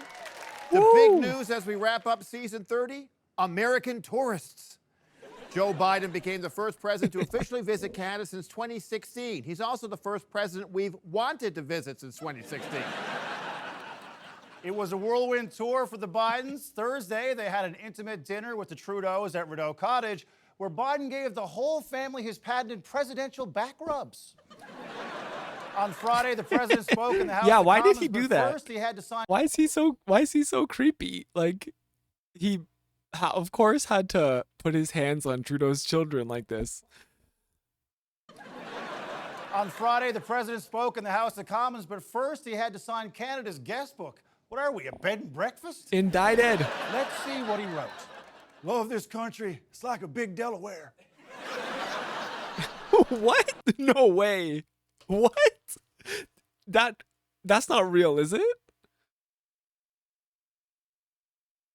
What he wrote. Love this country. Love this country. It's like a big Delaware. Uncle Joe, come on, get it together. Country. It's like a big Delaware. Biden used this speech to wade into our messy domestic politics. I have to say, I like your teams except the Leafs. All right, Joe, leave the Leafs jokes to the professionals. Me. That's a pretty weak shot. What are you, the Leafs? The most awkward moment happened when Biden was talking about our not-so-shared values. I'm very proud that Both of us have cabinets that are 50% women for the first time in history. Even if you don't agree, guys, I'd stand up. To be clear, Damn. the conservatives stood not to support women, but because a man told them to. He wrapped up the speech in a way no one saw coming. We choose to return to the moon together. Yes. Together we return to the moon. And from there, we look forward to Mars. We're going to Mars? That was so funny. My God. It's like it made it sound like Justin Trudeau and Biden are going to the moon together. Joe, we just want to make it easier to get a Nexus pass. The visit ended with a gala dinner attended by some of our most recognizable names and faces. But he's a man of experience. Yeah. He's the only one around who had been longer in public service. What? Canadian actor Mark Critch? Your Critch impersonation is dead on. Thanks, Trent. I only got to go because, unlike Pierre Poilievre, I know how to check my emails. So after we got this statement from Pierre Poilievre's office saying that they'd never received an invite and accused the Prime Minister's office of playing childish games, I've been sent a screen grab of an email that the Prime Minister's office says was sent to Mr. Poilievre's personal parliamentary email address. It fits the format of all MP email addresses. So if you're trying to email Pierre, make sure you use the right email, pp69@gov.ca. And I got to meet the president. I explained the show to him and that I played Trump, and then I thanked him by saying, because of you, I don't have to do that anymore. But the biggest stars of the evening were the two people who probably wanted as little attention as they could get, the two Michaels. Okay, I thought that why are the Michaels always pictured with like two Asian women? Are they not? Are those like their partners? Which is just like, you know, obviously nothing wrong with that. Not that there's anything wrong with that, but you know, but like it's like, doesn't it seem like they have like Chinese girlfriends all of a sudden? I thought their partners were like white Canadian ladies. And there was no greater example of what our two countries can do when they work together than seeing the two Michaels enjoying a night out back home.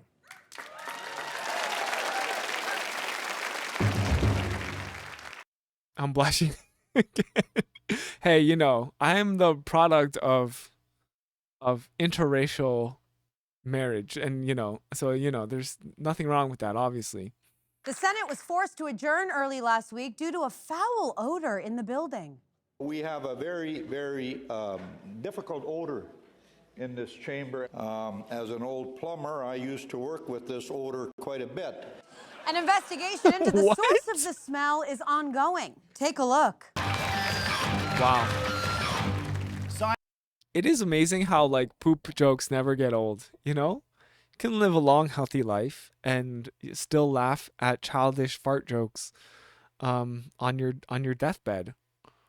Scientists say an examination of Beethoven's hair reveals major health issues. Turns out, he's dead. A new study suggests lobster may be able to adapt to warming ocean temperatures. Well, they've had a lot of practice. This week, Parliament passed a non-binding motion calling And how question period is childish? True. I don't even watch Senate proceedings. I can only imagine how boring they are, though. for a public inquiry into election interference. Is there any phrase that better describes what Parliament does than non-binding motion? This is after reports emerged that MP Han Dong allegedly met with Chinese government officials and asked them to delay the release of the two Michaels. In fairness to Dong, maybe he tried to delay the release of these two Michaels. Michael Bublé Christmas and Michael Bublé's Cozy Christmas, true. Dong tearfully denied the allegations, but to avoid scandal, left the caucus and the Liberal Party, an action which was supported by his peers. He claims that that is false, and we'll give him a chance to prove it. Wait, you guys are accusing Dong of espionage? Yeah, look at this guy. Look at this guy's outfit. Oh my God. It's like he dressed up as a spy for Halloween. When Lametti dresses like that? He looks like both spies from Spy vs. Spy. These allegations are ugly and lives are being destroyed. Canadians need answers. Thankfully, we have our best agent in the field. Yes, sir. I'll do as you say, sir.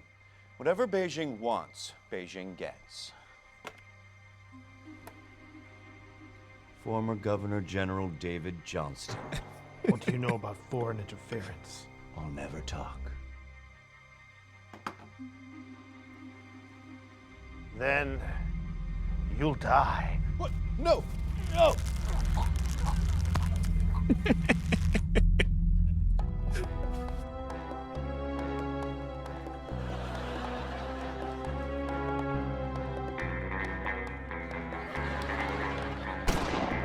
David Johnston is Special Rapporteur double 81 years old. double 81 years old. Take these votes and make them disappear.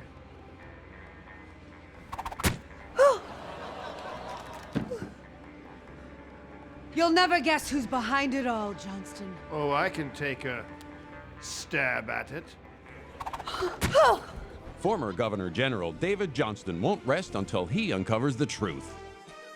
Or until it's 3:30. He takes a little nap at 3:30. Oh, man. A new high-tech train in Switzerland has been named Shania Octogenarian man? Yeah, for real. Train. Which sounds special, but that don't express me much. Wow. This is a robbery. Everybody on the ground. Nobody gets hurt. Hey, pal, why don't you get in line, okay? I was here first. Yeah, I only came because I heard she was coming. Oh, God, this is bad. What do you mean? It's a big bank. There's more than enough money for all of us. Banks actually carry very little cash on hand. Well, what happens when a bunch of people want to hold it up at the same time? Well, that would lead to a bank run, which would cause market turmoil. Oh, this went sideways so fast. This sounds like funny business. We said no funny business. It's actually very serious business. Let me explain. So money was invented over 7,000 years ago in ancient Mesopotamia. Government bailout and the Federal Reserve. Everybody say subprime mortgage brokers. Money in, and then money out. And then, of course, that would cause the unrealized losses to become actual losses. Now, does anybody remember what this means? What is a capital buffer? Exactly. Yes, that's very good. You're very good. Okay, here's a gold star for you. So, in conclusion, if we were to rob this bank, it would cause what economists are calling a death spiral. Okay, I get it now. So we have to wait to hold up the bank until the situation stabilizes. Exactly right. Yes. Police! We heard about theft in progress. Apparently a major bank has been mismanaging customer funds with some incredibly high-risk investments. That's her right there, officer. Arrest her. You make me sick. If only. All right. Let's clean this place out. But the market turmoil. You were listening. It was just a test. Moments like this. This is why I rob. All right, let's talk about corporate tax fraud. Well played. Well played. The Ontario budget came out this week, and Premier Doug Ford had to defend his many cuts, including the most drastic, this haircut. Wow. According to Ford, his new do happened at a Florida Walmart, and it cost $26. $26! Hopefully they let him bring the slap chop home when they were done with it. Wow. Old Dougie took a moment to acknowledge the mutilation of his famously luscious tresses at a press conference in Vaughan. All of a sudden, he pulls out the shaver and zoom. Very good, Doug. The shavers go zoom, and the bucket beers go glug, glug, glug, and your bathroom deals go psst, psst, and your approval ratings go womp, womp. Wow. So what went wrong? The problem was he didn't speak English and I didn't speak Spanish. You don't speak Spanish, Doug? Could have sworn you knew a bunch of languages. Reste a la maison, die jolly, low fun, high okay, cadete en casa. In case you're wondering how Doug would have preferred his cut, But I'm about a number 4. You may be a number 4, but to us, Doug, you are a huge number 2. Ooh. Yes. Go You want in. another beer? Yeah, sounds good. Hey, what's that? What's that? That. Oh, it's an air fryer. You don't have an air fryer? No, are they good? Okay, before they continue, I hate air fryers. I hate air fryers so goddamn much. For one thing, they're not fryers. They're just ovens. They're just ovens.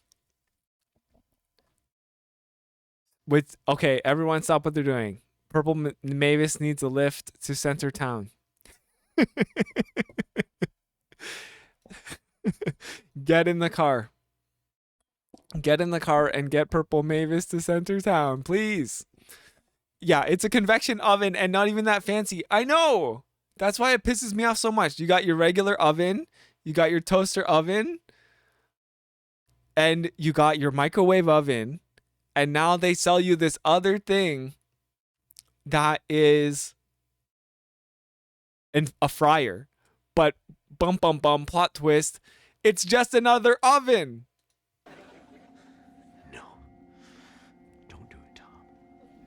Brian, I need you to leave right now. What? I need you to get out of my house. What just happened? I need you to leave before I start selling you on my air fryer. So I should get one? Oh yeah, you gotta get one, buddy. They are the best. Oh my God. Yeah, people always be talking about their air fryers like it's the best thing since freaking, what's it called? Sliced cheese or sliced bread, whatever. Brian, look at me. When a person buys an air fryer, something happens. They need to start convincing everyone else to get one, okay? So I need you to run for the door immediately because I'm about to start selling the out of my air fryer, and I don't want that for you, okay? I don't want that for us. So go! Go! Okay. Unless you want to enjoy some of the crispiest chicken wings in less than 12 minutes. I can't hold it back much longer, Brian. Okay, if my girlfriend hears this, we're done for. We'll be too powerful. So you need to go. Just leave. Okay. Just leave. Okay. What are you guys talking about? Nothing. Right, Brian? Because it sounds like you were talking about the air fryer. Nope. Would you like to talk about the air fryer? Don't invite the topic in, Brian. I mean, are they expensive? What have you done? Ugh. You gotta get.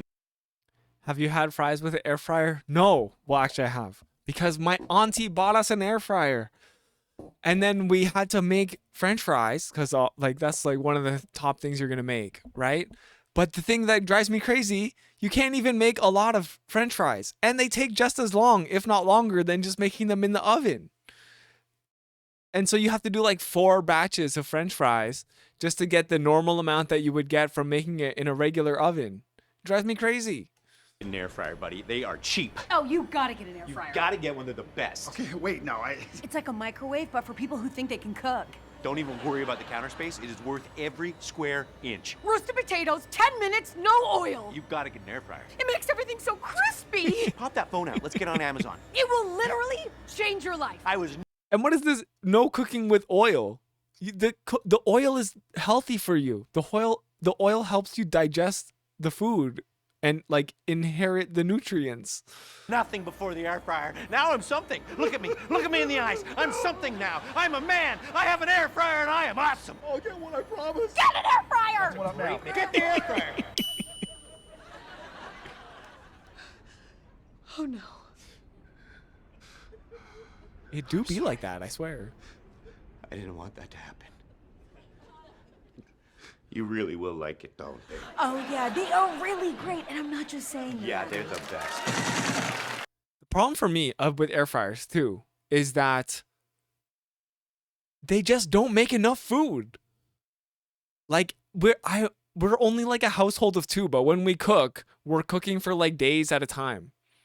I want to make 3 days worth of French fries when I cook so that I don't have to cook tomorrow, you know? And then it's like, oh, I'm going to put like the French fries in the air fryer for 2 minutes or whatever, 10 minutes. I'm like, I don't care. I want quantity over quality. Conservatives in Canada have a new favorite four-letter word besides the one spelled F-U-J-T. The totalitarian and authoritarian agenda of the woke movement. The so-called woke notion. Up yours, woke moralists. Enough with the woke. I haven't heard that What? much dog whistling Did that really happen? since Scooby-Doo worked in construction. Why are Every time you see people using air fryers, they have 2-inch long nails. Right. What is that saying about our society? Is that they probably don't cook? If you cook a lot, long nails would just get in the way, right? Are conservatives afraid of wokeness? Expert Bethany Mandel, who wrote a book on it, tried to explain. Let's go. My most popular YouTube video was about this. Well, one of my most. Would you mind defining woke? Because it's come up a couple times and I just want to make sure we're on the same page.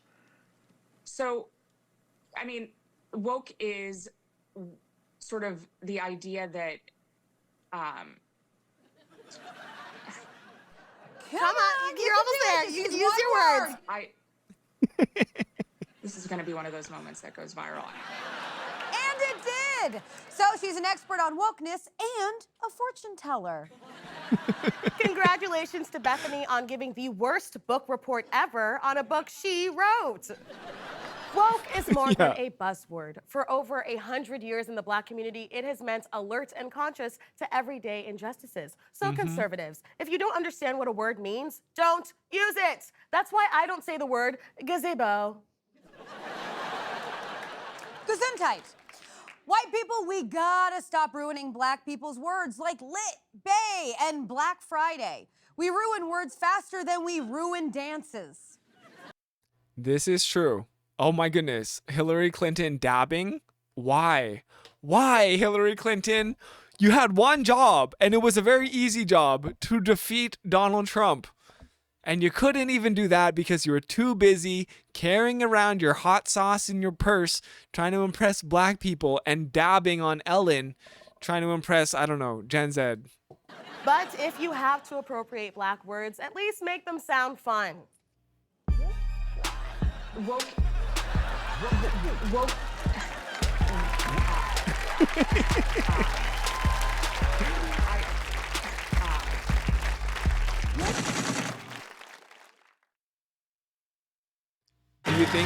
Do you think Hillary Clinton still has that hot sauce in her purse? I guarantee you she does. You know why? Because she doesn't use hot sauce. An Ontario man failed his driving test. He almost hit 4 people and then did burnouts in a parking lot. Or if you're from Quebec, passed. Researchers found orca populations have a serious problem with inbreeding. Yes, they're being a little too free with their willies. Wow. Canada's most famous climate crusader, David Suzuki, turned 87 this week and is retiring as host of The Nature of Things after over 40 seasons. I guess he finally ran out of things. But David is still going, and I caught up with him, or at least tried to, at a gym in Vancouver. David. When I come to the gym, the first thing I do is get on the cross trainer. When you're my age, got to get the heart up, you know, can't get very excited sexually anymore, so I'll have to exercise. Wow. You must. David, the most famous Japanese Canadian next to my homie Tutaro.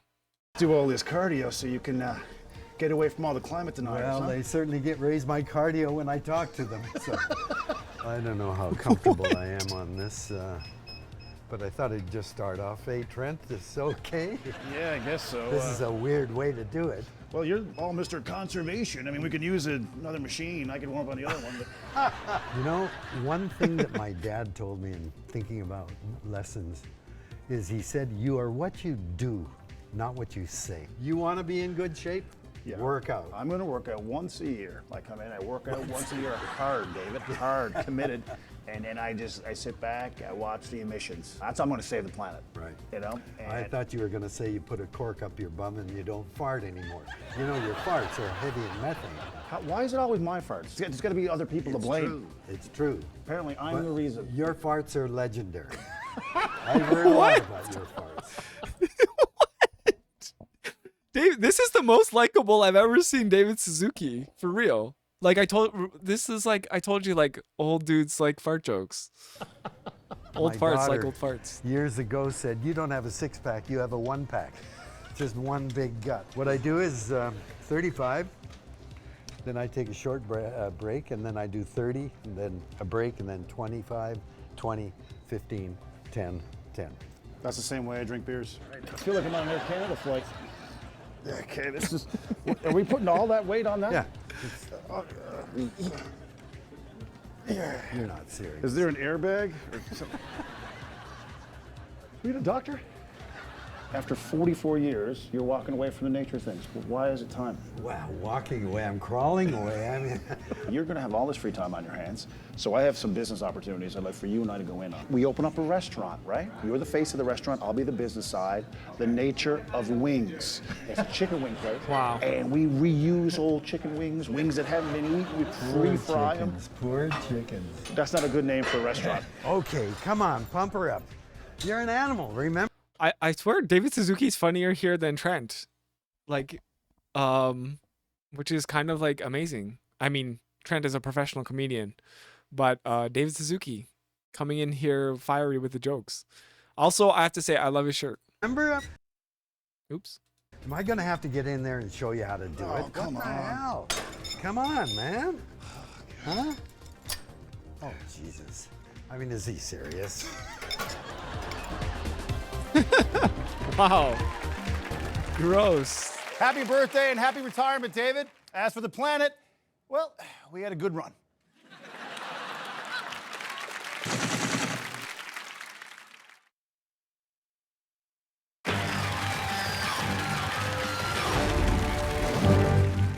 That's the way we saw the world this season. Before we go, we put together a little something to show you just how much has gone into making 22 minutes over 3 decades. Take a look. Wow.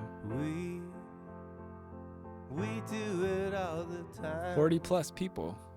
Forget who we are, trying to be because we're trying to be because we're trying.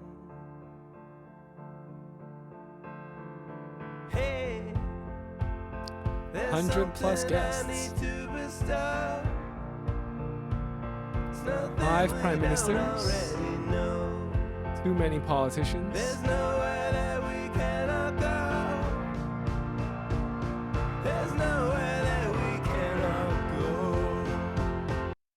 500 million views online. Wow.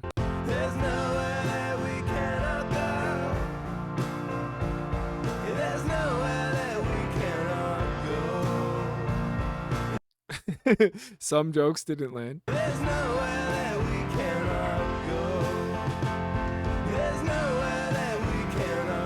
One country to make fun of.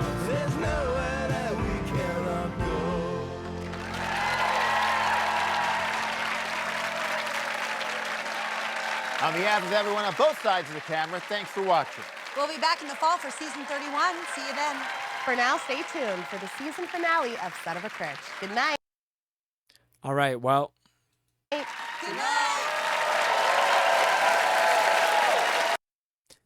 That was good. That was good. Another funny episode. They are consistent, and we look forward to watching more in the fall. I myself am trying to take a little holiday one of these days, maybe in August.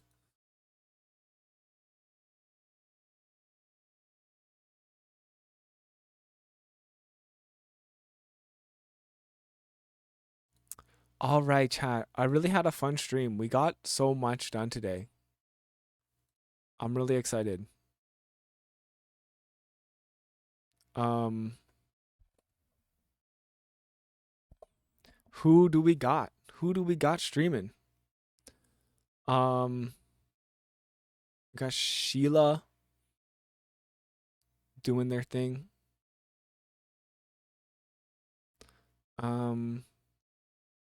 Ward Dare is streaming.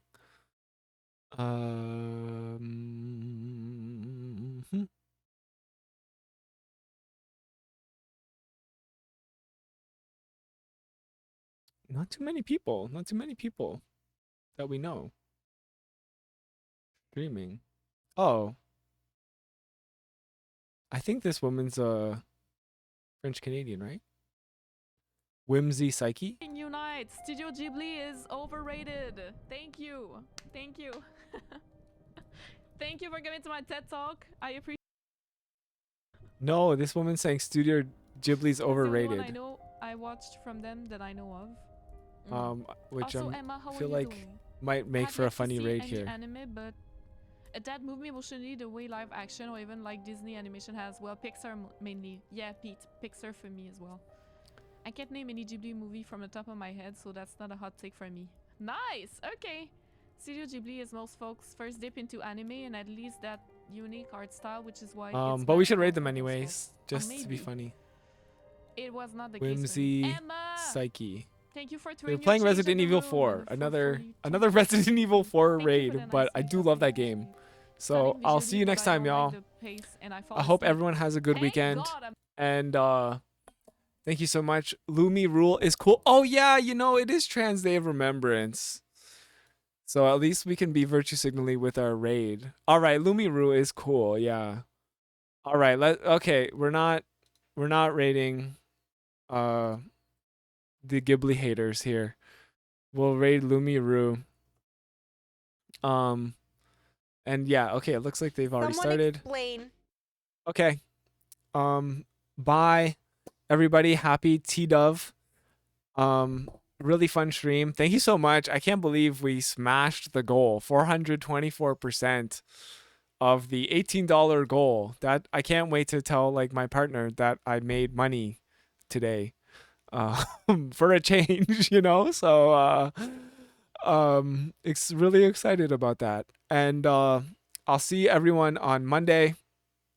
You know, if you're not already, if you can follow me on YouTube or wherever, that's always nice. And we will see you folks next time. Bye. Thanks for being part of the raid. Of course, you know, hit them with our beautiful emojis, emotes when we get there. And maybe we'll get a new follower. Bye.